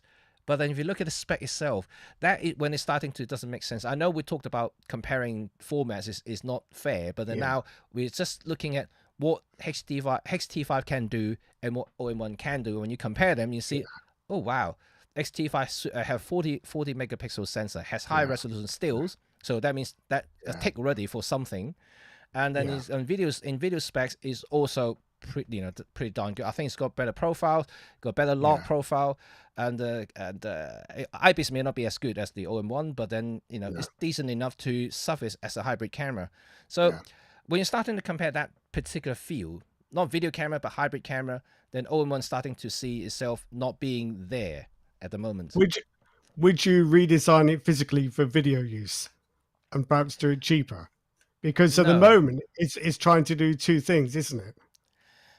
I mean, that's something that we kind of started a conversation at the beginning of this chat, right? About having a camera to do two things well. You suggested to bring two cameras out. I think that if I had the choice, I'd rather just bring one body that does pretty good at both. Where I can just use it. I know that's sufficient to do both. If I want to really just a still camera, then I just take a still camera just for that one particular job. E1X I think is really good for still. So I mean, if I really just want to do an outdoor shoot, I'll take the EP019 because I know that thing will perform. And but video wise, like at the moment, OM1 is my video camera, and I don't use any other things. Perhaps in the future, if I do acquire GX6, I might use that for video. But that's another story. But at present, I think a video is something that maybe OMDS should push a little bit more, just to make it slightly more relevant. Not necessarily need to be class leading, but at least more relevant. And like I mentioned in my previous video, I think that it's all because of the trend and the current market has changed. Yeah. Do you think it's a marketing issue? No, because it isn't. if OMDS pushed the video capabilities of the OM1 as much as they do the other stuff like the bird watching or whatever, do you think it might get more traction if they actually produce some proper content around its capabilities for video and for other things outside that? Probably would, and but I think the marketing in the outdoor environments is definitely good enough already. That they already carve out a niche for that. But I think that if they can expand on it and to highlight other features that the camera has. At the moment, they're kind of almost ignoring it, and then they have no reference on the video capabilities of OM1. for instance, there's no content. There's no content whatsoever talk about how the 10-bit videos. Nothing about the 60 frame 4K. There nothing. There should be. No. There's nothing. There's no content relating to any of the video features in the whole social media. Is the 4K 60 full width? Or is it cropped? No crop. Full width. So that's a neat segue into Panasonic then, because we ought to crack on, I suppose, with Panasonic. The S5 II and the S5 IIX, which justifiably have had a lot of attention, they can't shoot 4K 60 full width. They've cropped in. Which is another reason why OMDS should be pushing it. And another reason to think a bit more carefully about full frame systems, which often struggle to do full width capture at these higher frame rates. But what do you think? What do you think Panasonic should do, given what they've got at the moment? Ooh, a hybrid AF. Chuck in a hybrid AF. I think they've already got a winning formula there. And but that's for the Micro Four Thirds side, and the full frame side, I don't know. I think they have a tough time of fighting off others at the moment, and because if you're just comparing specs, they're not good enough. If you compare about trying to be stills only camera, they're not quite there either, and video, like you said, they have so many quirks at the moment that it's not quite competing with other big boys who have better video capabilities, even though Panasonic has its name for videos, but I don't know, the S line at the moment is kind of like an odd child at the moment. It doesn't kind of fit in anywhere apart from the S5. It looks quite small and it looks quite a travel size full frame camera to me, and but if it hasn't done well in certain aspect of either stills or videos, then I probably wouldn't even go for it, and even if I want to go full frame, for instance. Like you said, 4K 60, I shoot 4K or constantly. If they have a crop, and then I wouldn't go for it because I need to get even wider lenses to cover the angle of view that I need. So that means it's a no-no for me already. You also don't want to change frame rates and then find you've got to move the camera just because you change your frame rate, which is what would happen, isn't it? Because if you decide you need to get a bit of 4K 60 because you want to do a bit of speed adjustment, you don't then have to move your camera another 5 yards back to get the same angle of view, so your footage matches. That's a real pain. I think the Lumix S1 and the S1R were pretty spectacular when they came out, but nothing has happened, and they've just been overtaken. I worried that they're dead now. You can still buy them. It's quite hard to well, obviously I'm not very close to Panasonic, and but I just think that they somehow gone very quiet, and I know they just recently released the S5 2X whatever, the new one, and but apart from that, GX6, but then GX6 has been rumored for very, very long, and then It's almost like, you know, it's stagnant, you know, the development side of it, Yeah. and I don't know what they're doing behind the scenes at the moment exactly. You know, are they gonna do a very big bang camera, you know, like a wow camera out there suddenly, like a full frame camera or Michael Four Third that's going to wow everybody? uh Uh, Rumor has the do G9 Mark II, but then I don't know. Do you remember all those super tiny Yeah, MFT Lumix compacts? yeah, the GM They, series. they were great. They've gone. The GX series, that's gone. even even Olympus The had the Pen M, the, you know, the mini pen. I didn't remember that. Did Yeah, they? they had the pen. They had Oh, the Pen okay. M. That's they had the Pen EP series and the EPL, Yeah. but in between they had the EPM, which is Ah, which they only had 2 generations or 3 generations. I can't remember now, and they stopped making them. They are literally right. the competitors to the tiny Lumix GM cameras. Yeah. Yeah. So they are very Now, small, very tiny. so there's obviously a reason why Panasonic ditched that whole part of its range, but I miss it. And these were I really do. good entry level cameras.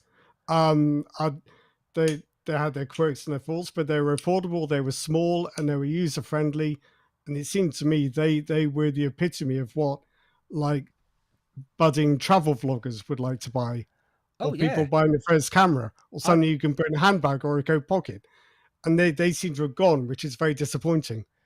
I think many would agree here who are listening right now is that to either Panasonic or Olympus or Olympus OMDS should should bring back a tiny Michael Four Third camera. You know, like Yeah, they should. I think the argument of, you know, Michael Four Third is not small enough. You know, show them they are the smallest currently that has interchangeable lens yeah, mount, which they yeah, can. You know, like if they bring back an updated version of the GM series from Panasonic or OMDS Pen M, you know, the mini series, just throwing a brand new sensors to it, you know, and it don't need to be a full spec. You know, it's just a small, no, tiny little camera they can carry around. Throwing a pancake lens to it is as big as a Sony RX100. That's all you need. yeah, yeah, yeah. Should we? Okay, that's Panasonic. I'm quite worried about Panasonic, but we'll see. Should we quickly do Sigma before we get to Sony? Oh, Sigma. Have you Sigma's used a have you hey, used have you used an FP? I have not used an FP. I used the very older version of the Vavion sensor camera. I can't Yeah, remember yeah. what brand, what name it was now. I had an And SD14 and an SD15 DSLR, and yeah, I've used they the they were compact they were quirky camera. and the Quattro. The Quattros were very weird. They were okay, Yeah, but very weird. But yeah. This the the the FP cameras are interesting because they're tiny for full frame cameras, and they are technically geared up for video. They've got shoot me down if you're a Sigma fan, but they've got possibly the worst and slowest and vaguest autofocus I can remember for the last 20 years. You definitely have to adapt to them. Um, but apparently Sigma reckons it will carry on developing the foveon sensor. I don't Who know. can say? It feels to me that like all the Sigma cameras are like a part-time project for them. You know, they don't Right. even bother about it. You know, oh, I have 2 hours this week. Let's have a look at the camera again. Yeah, And when they yeah, look at the camera, oh, what did we do the last month? I can't remember now. Let's go back to it, have a look. And then like, the whole yeah, process been dragged on and on and on. yeah. We don't see any major advancement in developments in the camera in the camera department, not the lenses, but in the camera department, it's almost like stopped literally. And I don't know. I don't know whether they want to continue to develop their cameras or not. There's certainly the FP looks interesting because it's modular, right? You know, you can attach EVA, you can Well, attach that to it. it kind of is, but it's no more modular than something like a Sony FX camera because it's just got mounting threads on it, you Yeah. know, like a cinema camera. So it's quite easy to rig up, I think, and it's quite small in itself. If you do get a chance to pick one up and use it, though, I think you'll be fascinated and appalled at the same time. You'll think this is amazing, and this is dreadful, and if you're anything like me, you'll kind of flip flop between those two feelings. So they're very interesting, very interesting. So that's Sigma. All right, Sigma, right, right. That's quick. That's quick. We've not left long for Sony. So what do you want to say about Sony, Jimmy? Ooh, um, I think they just doing things too quickly, and they all they care about at the moment is camera sales, and I don't think they really looking at what a photographer really wants, and yeah, or I know they have all the contents, all the influences that they need to continue to propel them into the next level. Yeah. But genuinely speaking, I think as a photographer, when we look at their products, not necessarily I buy them or use them, but just by looking at their releases, and I personally think that they are geared for upgraders more than actually attracting new customers. And they keep releasing updates and updates, and they spec change here and there, but essentially they are the same cameras, just have a different kind of firmware in it. That's how I kind of see it So at the moment. so let's say you had a big client who Yep. said only one stipulation: you've got to shoot this on Sony. Yep. How would you even start to choose a Sony camera for video? I cannot, Because because all of that. this I think is the problem. Yep. They have too many lines, too many models, too many layers. It's overlapping. Everything's overlapping at the moment, and it's Mm. almost like, oh, if I want that specific feature, I have to get that camera, and only that one Yeah. camera will do that specific feature. But then the rest of them can be done by another camera, and Mm. it's really really difficult there. And they're trying to split it in a way that you have to get at least 4 or 5 Sony cameras to make it work, kind of. Well, so for example, it seems to me you've got the A7S3, Yep. you've got the FX3, and pardon me if you're not familiar with all of these, and then you've got the FX3. Sorry, you've Yep. got the FX3, and you've got the FX6, which are all essentially based around the same 12 megapixel sensor, even the same codecs, frame rates, compression, and formats. Yep. So how, and this is ZV1. Did I mention that? I can't remember. No, you How didn't. how Yep. how so even if you stick to like mirrorless camera style designs, you've got the ZV-E1, A7S3, and FX3. You want to shoot video, which one is best? I don't know, and I'm supposed to know. I don't know. It just, I think, to me, they're just generating too many things now, and they're keeping all the Yeah, old cameras to at the same time too. So they're keeping the sales of the older cameras like a price reduced models where you could get into the system, almost acting like an yeah, entry level camera, so to speak. And yeah, but they're keeping way too many models now, yeah, on the catalog. yeah. I just think that it to me it doesn't make sense. If I have to choose a Sony camera, I have no idea which one I want to choose, No, and then no. to suit my needs really, and they all seem to do the same thing. Yeah. Or like I said before, they all do almost everything you want except the one thing you definitely have to have, Yeah, and then you have to exactly. choose a different one, which has got another thing missing that you have to have. Yep. Um, So, so I think it's there's so many dilemmas, so many choices. I think they've tried to cover every single niche, but there's so much overlap that instead of ensuring a sale, they've made consumers so confused they don't buy any of them.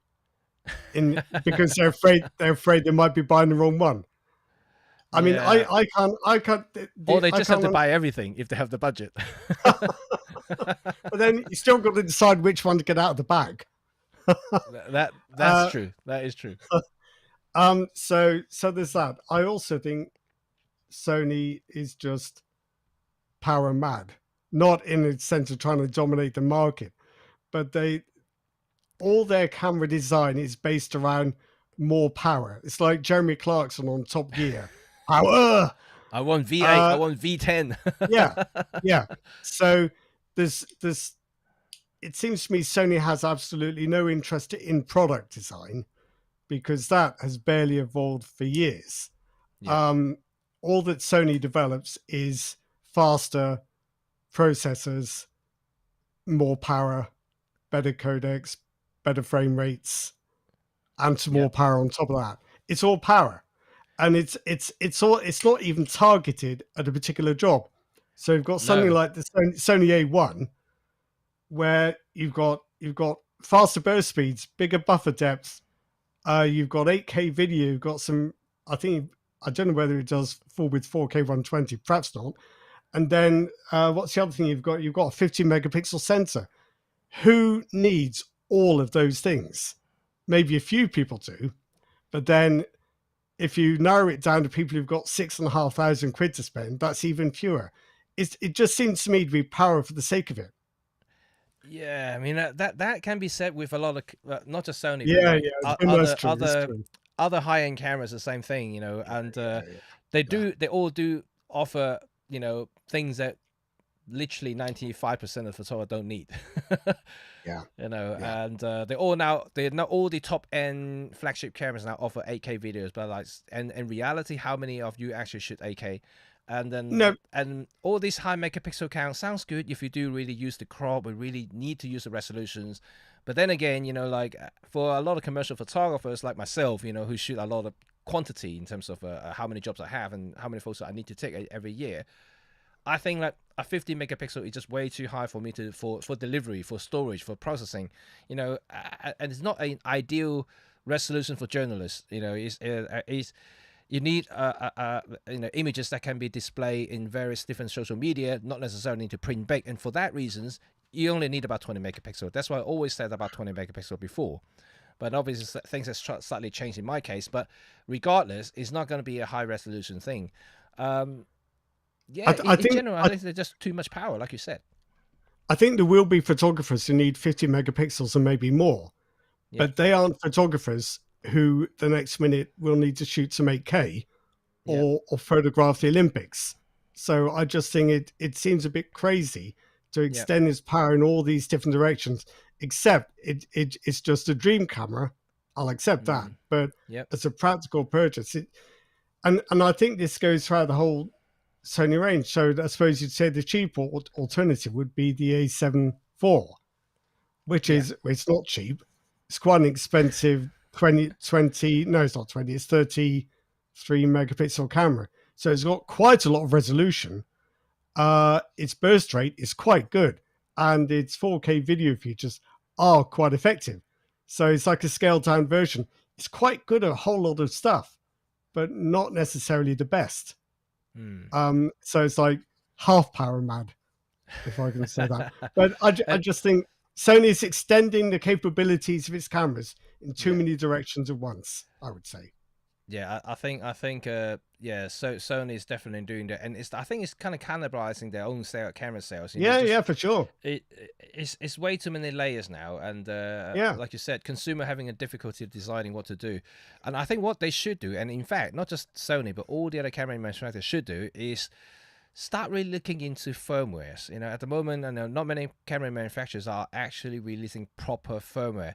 You know, they're not. no, I'm not talking about fixes, bug fixes. I'm actually talking about yeah, enhancing the camera performance and yeah, features, which they used to do, but somehow now yeah, they kind of stopped that. Now they only releasing firmware to add compatibility to the newer lenses in terms yeah. of camera and lens profile or whatnot, and bug fixes. They're not really necessarily giving you more stuff now, and so the more stuff will be reserving for the newer camera model.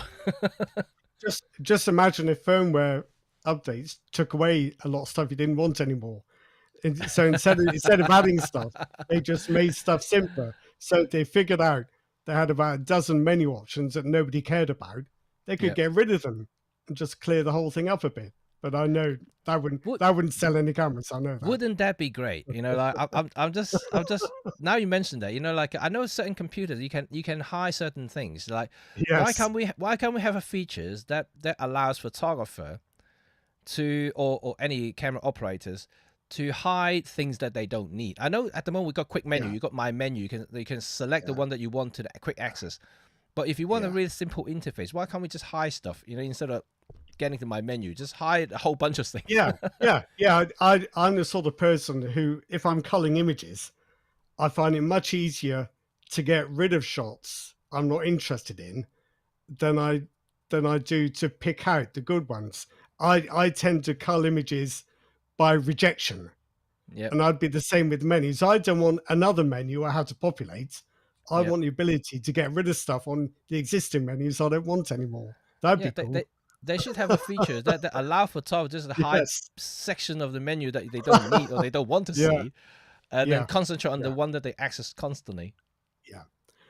Yeah. So So anyway, I so have we gone through the list? no, we've forgotten somebody.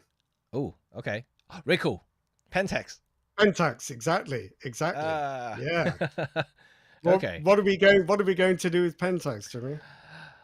Well, Pentax sticking their guns with DSLR, right? They're not Yeah, going to. yeah, They're that's not fine. going to do. They're not going to mirrorless, and I think they are. Well, what intrigued me was their recent monochrome SLR, Yeah. DSLR, Yeah.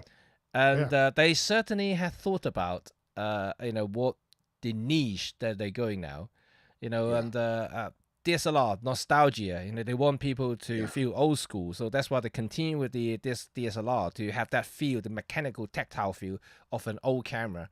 And by introducing the monochrome, I think it's a very, very clever way to do this. And at the moment there aren't many monochrome cameras out there apart from Leica, and 3. Pixie, and also obviously Pentax now. Who else does monochrome? Phase 1. Phase 1, right? So, But phase 1 is super expensive though. You can count that out now. Yeah. Yeah. Well, you said the same about Leica. If you want an M10 or M11 monochrome or a Q2 monochrome, Q2 monochrome, yeah, it's going to cost you a bit more than a Pentax. Yeah. So, yeah. I think so. Yeah, it's good. I think I've got 2 things with Pentax. First of all, please, Pentax, stop doing new 24 megapixel APS-C DSLRs almost indistinguishable from the ones that went before, but they have a new name. Also, can you stop taking them off the market, then bringing them back years later when you'd forgotten about them? So I'm thinking of the Pentax K70 here, which was quite good a few years ago. Disappeared. Everybody thought it had gone. This year it's come back again. What's going on? Pentax DSLRs are as bad as Sony video cameras. They must have found they must have found a lost container somewhere. Thought, we still got some dead stock here. We have to get rid of. Let's bring it back. So I think if Pentax could slim down the range and make it just a bit more sensible, and if only it could make a camera like the old K1000, which was just very, very simple.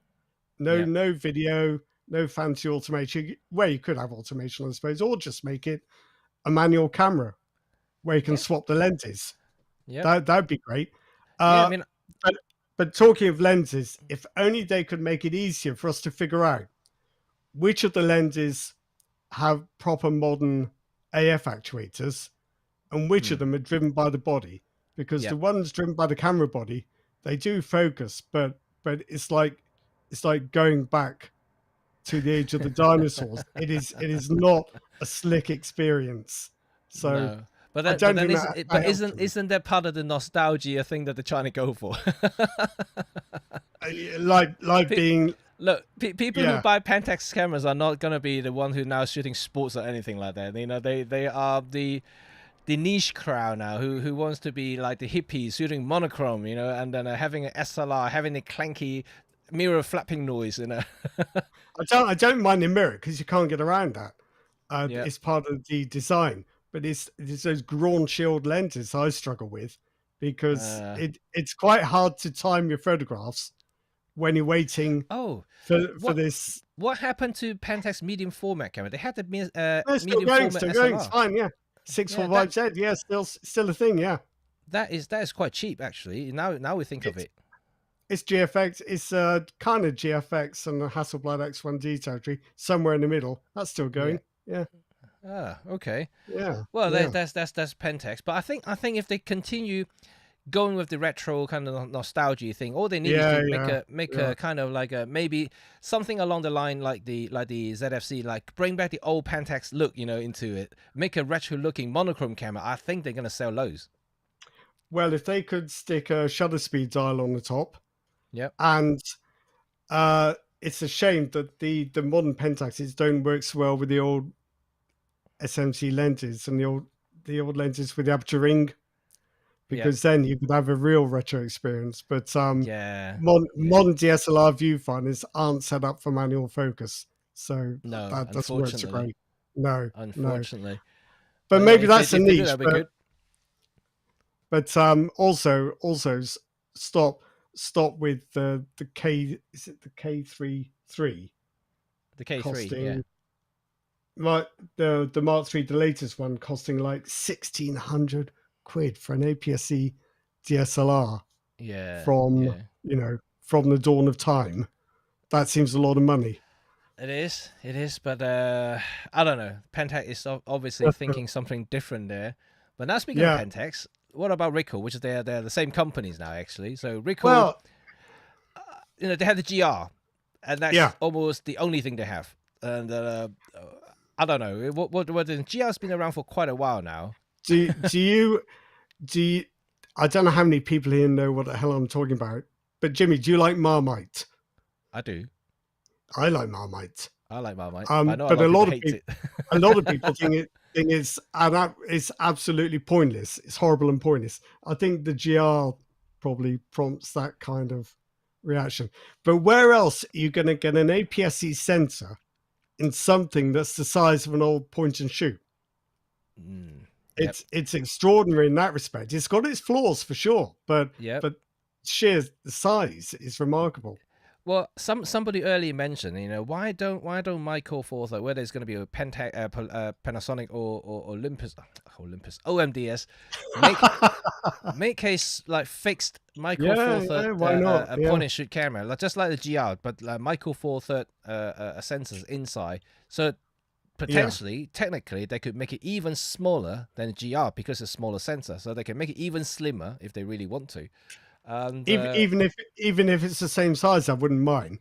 But yeah, but in fairness, the 14 to 42 pancake lens, that's almost no thickness at all anyway. You could just use that, just a downsized pen. You could even have the lens fixed, non-removable, and use that pancake lens. Because I think like I know we're jumping a little bit, but let's go back to OMDS. If they release such a camera with a fixed lens, and like the GR, or just bring back like a retro looking rangefinder style camera like the Fujifilm X100 series cameras, has a fixed lens, but a more definitely a retro looking nostalgic cameras. I actually think they had the potential to sell quite a lot of those as well if they really want to. I think one of the strengths of the Pen series was the look. Yeah, I mean, they're perfectly capable cameras, but they just look so good. Yes, and this is what captures people's imagination, I think. Yeah, so I think like these sort of cameras, like you said, is a Marmite thing. Yeah, not many people would like a camera that can't change lenses. But for those who do, if you've got a big sensor inside a camera, definitely that it's going to be better than a traditional point and shoot with tiny sensors in it. And then usually you have a bigger, faster aperture too. So you can actually achieve something quite spectacular if you don't mind having a fixed focal length. And but then the trade-off is you have a much more compact body that can slip in the pocket. Yeah, for sure. Yeah. And but yeah, don't charge as much as a GR though. There's $1,000 for that thing. I know that is the downside, isn't it? That's the downside. Yeah. But then so is the Fujifilm X100. It's also $1,000 as well. I'll say this very quietly. I think that camera's overrated. The X100D. I'm saying it quietly in case any Fujifilm fans are listening. Are they hiding, lurking around somewhere? Probably, yeah. But to be honest, last time I used a X100 was the Mark 1 and the Mark 2. I don't think I've handled any of the latest versions or the later versions, and I know the AF has improved dramatically compared to the first two generations. It kind of has, but the AF actuator's no quicker, and that was always a bit of a sticking point, I felt. So I think the AF has become more sophisticated. I'm not convinced it ever got any quicker. Okay, is there any other manufacturer that we've left out? And we're going to be in such trouble if there is. I Well, can't I think know of there one are a at the couple, moment. but they're not necessarily camera manufacturer in a way now No, these days. no. Zeiss does have a camera, like a one of those weird smartphone capable camera thing that never sells. Yeah, I think that's dead, but I'm sure somebody will tell me I'm wrong. And Pixie, we just mentioned about Pixie, which is a French Yeah. company who makes Can rangefinder you cameras. buy them yet though? Can you buy them? You can buy them. You can buy them. Okay. Okay. Yeah. I'm curious about that camera, and because I have M lenses, that means I could instantly use it if I Yeah. really want to. And it Yeah. does have a. The interesting thing to me about that particular camera is, I know it's a niche, but then is that it's designed to be upgraded.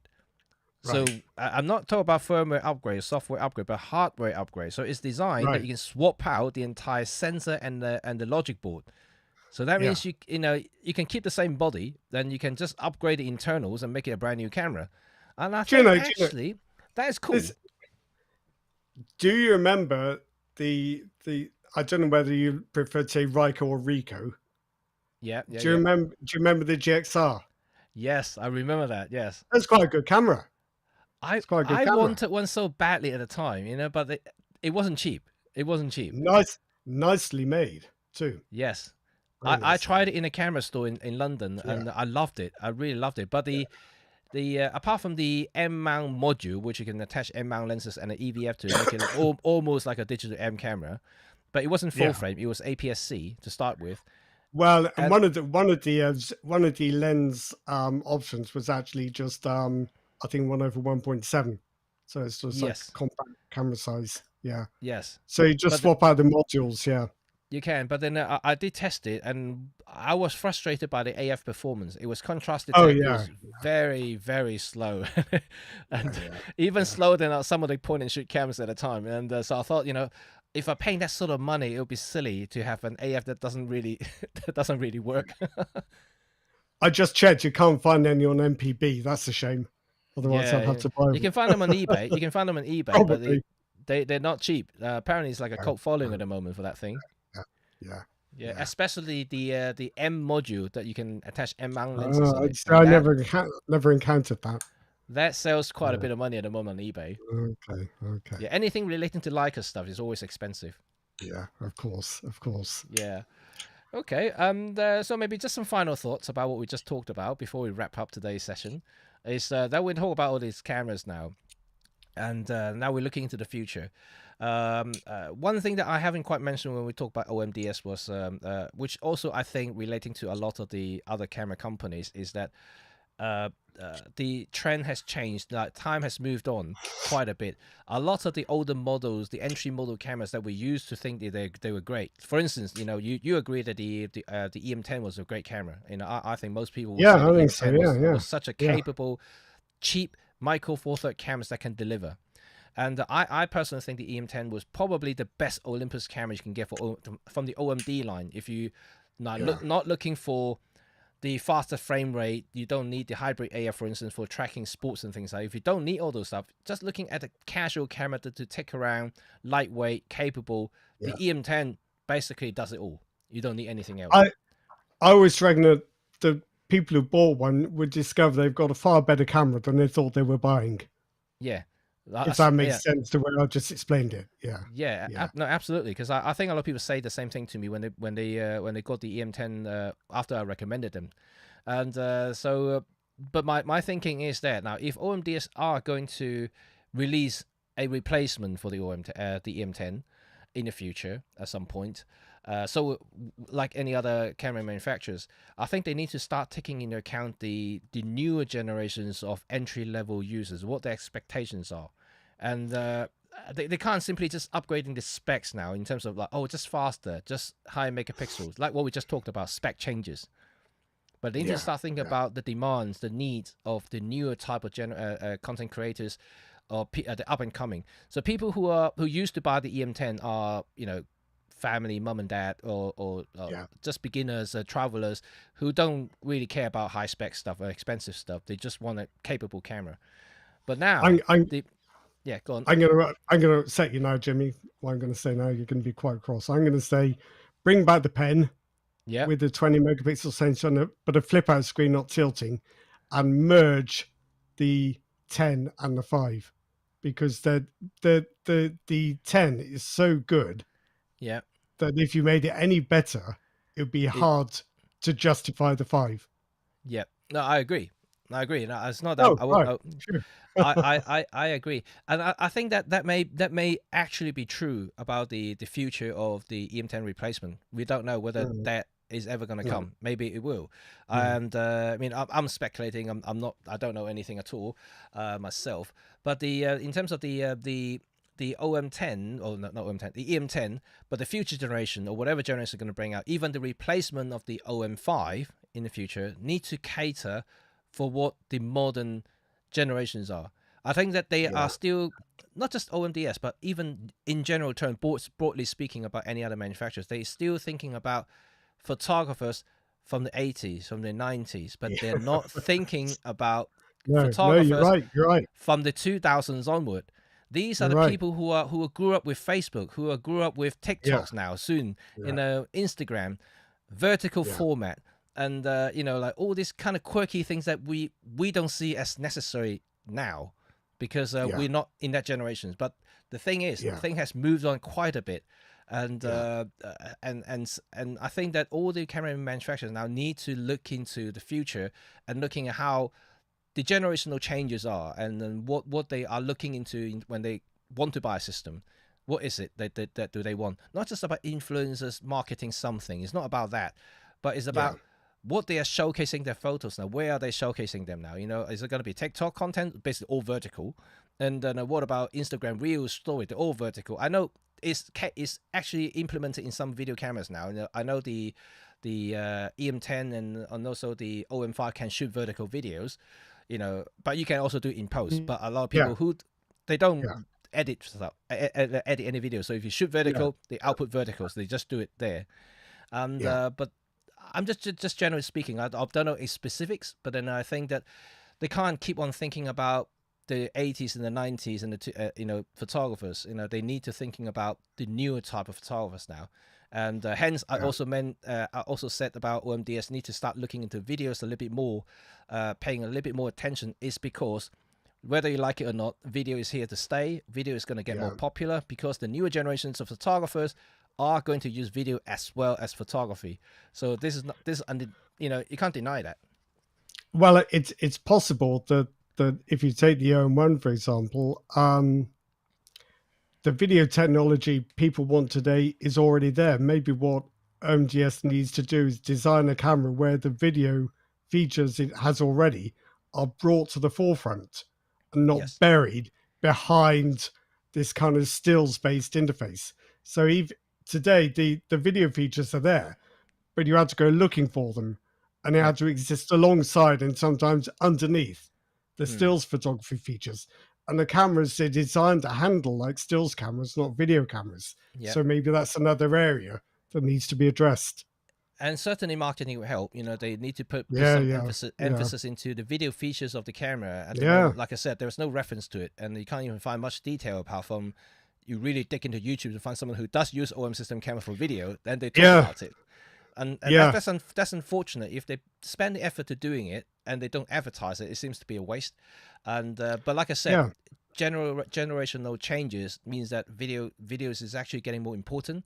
And yeah, even though I know OMDs is more photocentric, but they should actually just push a little bit on the video side and make sure that it's visible. At least some potential buyer can see the advantages with IBIS, whatever, color science, whatnot, anything that they like about OM systems cameras. Then they can see, oh yeah, you can shoot pretty decent videos too. And yeah. so that I think that's one thing. And the last thing I want to talk about before we wrap up is connectivity. I think some of them already said narrowband channel. Ben already said that about Yeah. connectivities. This is one thing that we always and still lacks in any camera today is the clunky interface trying to connect. So I think I've said it before, but I'm gonna my own stupid low tech solution is please can I not just plug my camera into my phone and have my phone in my shirt pocket or put it on a clamp next to the camera or on a gimbal? Can I just not have a cable connection to my phone that gets around all this Wi-Fi rubbish and Bluetooth, waiting for Bluetooth? Yeah, yeah, Choosing your Wi-Fi, Wi-Fi connection from a list. It, I just want to do. So I've got the DJI Pocket 2 that yep, plugs straight into my phone into the Lightning port. yep, It's crude, but it just works brilliantly. Why can't I just get a Lightning cable or USB cable, connect my camera to my phone, and I've got an app and everything that's on the camera I can yep, have on a phone at the yep, speed of USB-C. yep. Why Well, can't I? Sony does it with the Xperia phones, right? You know, to use it as a monitor on Sony cameras.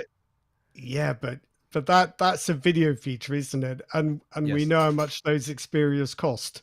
Well, I yes, do. that's You true. probably do as well. Yes, and but you know, like, now you mentioned that, I think it's really interesting to bring out the my new acquisition, the Insta Go 3 camera. Oh, You know, yeah, the yeah, no, and I'm fascinated by technologies that they use. There are two things that I yeah, find quite fascinating.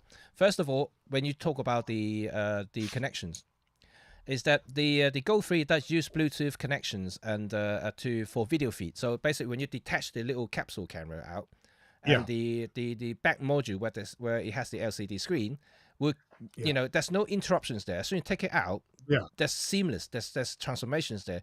So yeah. while the camera feed is still live, going through to the back screen remotely, there's no delay there. You don't need to reconnect or anything like that. Why can't camera Right, company do this sort of thing? You know, right, have something, right.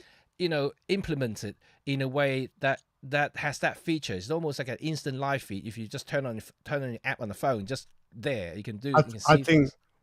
I think the only difference there is Insta360 makes both the camera and the camera base, and it Yep. can use its own bespoke connectivity solutions rather than relying on generic and heavily protected and managed Wi-Fi connections.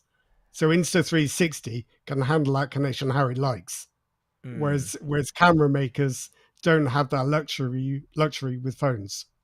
Yeah, but then if they can't think of a solutions in a way that's gonna definitely Yeah, it's definitely gonna cable.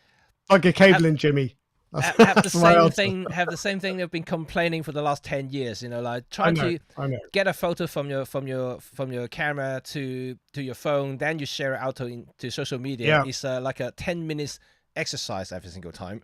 I can't. But then the only alternative I can see is you need to have cameras with SIMs, and then you need the camera to have an operating system that can handle uh, uh, Yeah. cellular networks and internet connections, and that's something that seems to be beyond camera makers, or at least beyond their ambitions at the moment. So I think we're stuck Perhaps where we are. yeah, perhaps. But then again, if you don't start thinking, you're going to continue to get No, I lagging know. behind. Yeah, I know. Until some companies suddenly come out in, like the Alice, for instance. I know that's still not Yeah, quite complete, but the whole idea of that particular camera is they have that similar color connections between the phone, between the body and the phone, and use that for instant access or any of the assets that you just taken, and share straight away to social media without any delays. And I guess if they successfully manage that, and I think that could be revolution in many fronts because of the yeah, connectivity issues that we just talked about. yeah, And yeah. if that happens, and what about all the other company we just mentioned? All of them will just suddenly think, oh, we're leaving behind, because like these guys can access the photo they just take and share instantly without having to connect to an app, connect Wi-Fi, and then connect to the app, bring the photo up, import it into the phone, and then process it, and then you take it out. Or just imagine if your phone could be like your Insta360 Go 3, so that your phone snaps to the back of the camera magnetically and Yep. they operate as one, but you can just detach the phone and it's a Yep. remote control and a kind of remote access device too. That would be Yeah. nice. That would be nice. That would be nice. Not But gonna happen, but it'd be nice. yeah, so that's a few things that Yeah, we want to talk about. I think if we can continue to talk about this, I think there's still a lot more that we haven't quite explore, but that's the kind of the whole gist of it. I'm not sure how many of you actually agree what we said today. How many? I know quite a few of you. Sorry about that. We didn't quite read all the comments today. It's because we're so entrenched about yeah, discussing yeah. different brands. We all got a little bit more emotional and also quite energetic about animated about certain issues. And But but I, I, I think it's what's good though is that everyone in the comments they're talking amongst themselves as well. I yeah, mean, they don't have to listen to us going on. all the time, don't talk to each other, and that's going on too. So apologies, we didn't mention as many people as we normally do, but Yeah. you know, it's like a little community in there anyway. So Yeah, that's all good. But you know, if you got any comment, genuine comment after today's live stream, and please do leave there in the comment section below, and I'll try to answer them. If not, we're trying to pick them up maybe in the next session or something. And because we are mentioning a lot of stuff today, you know, just the brands itself is about, I don't know, about like probably a dozen brands we talked about. So it's quite a lot of things we went through. Each brand has their own pros and cons and things that I think, you know, we both think that that can be improved. Me specifically, obviously, I know OMDS, Olympus a lot more, so I spoke that with a bit more energy and more emotion. And but you know, apart from that, you know, I'm generally happy about where they are going, and I do hope that, you know, Michael Forther, you know, between Panasonic and OM Systems should work more closely together, especially with the markets going. They should really join forces a little bit more closely and think about how they can both maybe develop something together and make it happen. Not only just compatibility, but also in terms of making the format just slightly more relevant and you know, both joint marketing. I don't know, something like that, because people are now looking at nothing but full frame, and that's the general trend within the market itself, even the market shrinking. And but I think that there are a lot of scope, a lot of things to be exploited, and to be educated about what each formats are good for. if you've got an advantage, don't throw it away. No. Don't try and be like everybody else if you're not like everybody else, if that makes any sense. That makes total sense, and I think that is why not OMDS is sticking with yeah. the wildlife and and outdoor environment, because they think that's Yeah. probably the way they know they have the huge advantage, because of, for people who like Right. birding, for instance, they're looking for long tele lenses, and even with the expensive 150 to 400 lens, which costs as much as $8,000, but when you compare to the like for like in Canon and Nikon, they are $15,000, they're half the price. So Size and cost, size and cost, I think that's the main thing. So they think they have that niche, but whether they want to expand further and go back to some of the roots like retro hipster style, and like you said about the pen series, you know, that capture a lot of people's imaginations. They wanted like nice looking, capable little camera that they can carry around. Yeah. And I think that market's still there. You know, that's why X100 is selling hot kicks at the moment, even though you can't get them. Yeah. And people are looking at old pen cameras because they look good. And you know, so the market is there. So if and only if OMD is thinking about this line again, and I'm pretty sure that the market is still there if they really want it, and I do hope that they would, because I like the pen series personally, especially the Pen F. If they can bring out a premium version of the pen series with hybrid AF, better EVF, weather seal, whatnot, and that will be really, really good. And yeah, so that's it, guys. Let me know in the comment section below any things that we talked about make any sense to you, whether you agree what we said about any of the brands. If you do use any of these brands, and let us know your experience with them, whether you think what we talked about today is true or not true. You can correct us. You know, we don't know everything, you know, because if you are the users, obviously you probably know more than us. And but the truth is, everyone always have something to complain about the camera. You know, no matter how loyal or how good you are, you know, nothing is perfect in this world. And even like I said, now I like my OM system cameras, Olympus cameras, but I have a couple of gripes about certain things that I need and potentially need in the futures, and I'm hoping that they will address that in the future so I can continue to enjoy the system. So that's what I'm trying to say here. There's no right or wrong, and it's all personal preferences and personal choice. So have a fun chat, have a fun discussion. Let us know your thoughts in the comment section below, and I'm sure that we'll read about them and continue our conversation at some point in the future. So thank you again for joining us. Thank you, Rod, for giving your insight about various different brands. That's always entertaining to listen to. And my complaining, you mean? No, not complaining. It's only reflecting the truth. Thank you. And so yeah, and in the meantime, and I want to just just say one personal message to the Narrowband channel, and I wish you all the best in your therapy, and because he's not well at the moment physically, so I just hope that he gets well soon. And I wish you all the best, nothing but the best. And if you're still listening, yeah, so give all the love to Ben in the Narrowband channel. He's a great guy, and he's also a Micro Four Third user as well, and he's an astrophotographer. If you want to check out his content, he has a channel, so go and check his work out. Anyway, this is it for today, and thank you again for listening. And don't forget that you can stream the whole day's talk today live, not live, I mean on demand later after this ends. So I will see you all next time. And until next week, I think next week, hopefully we can go again. if you and I both free. And we can do it again. Okay, see you guys later, and have a good day. Until next time, see you all soon. Bye for now.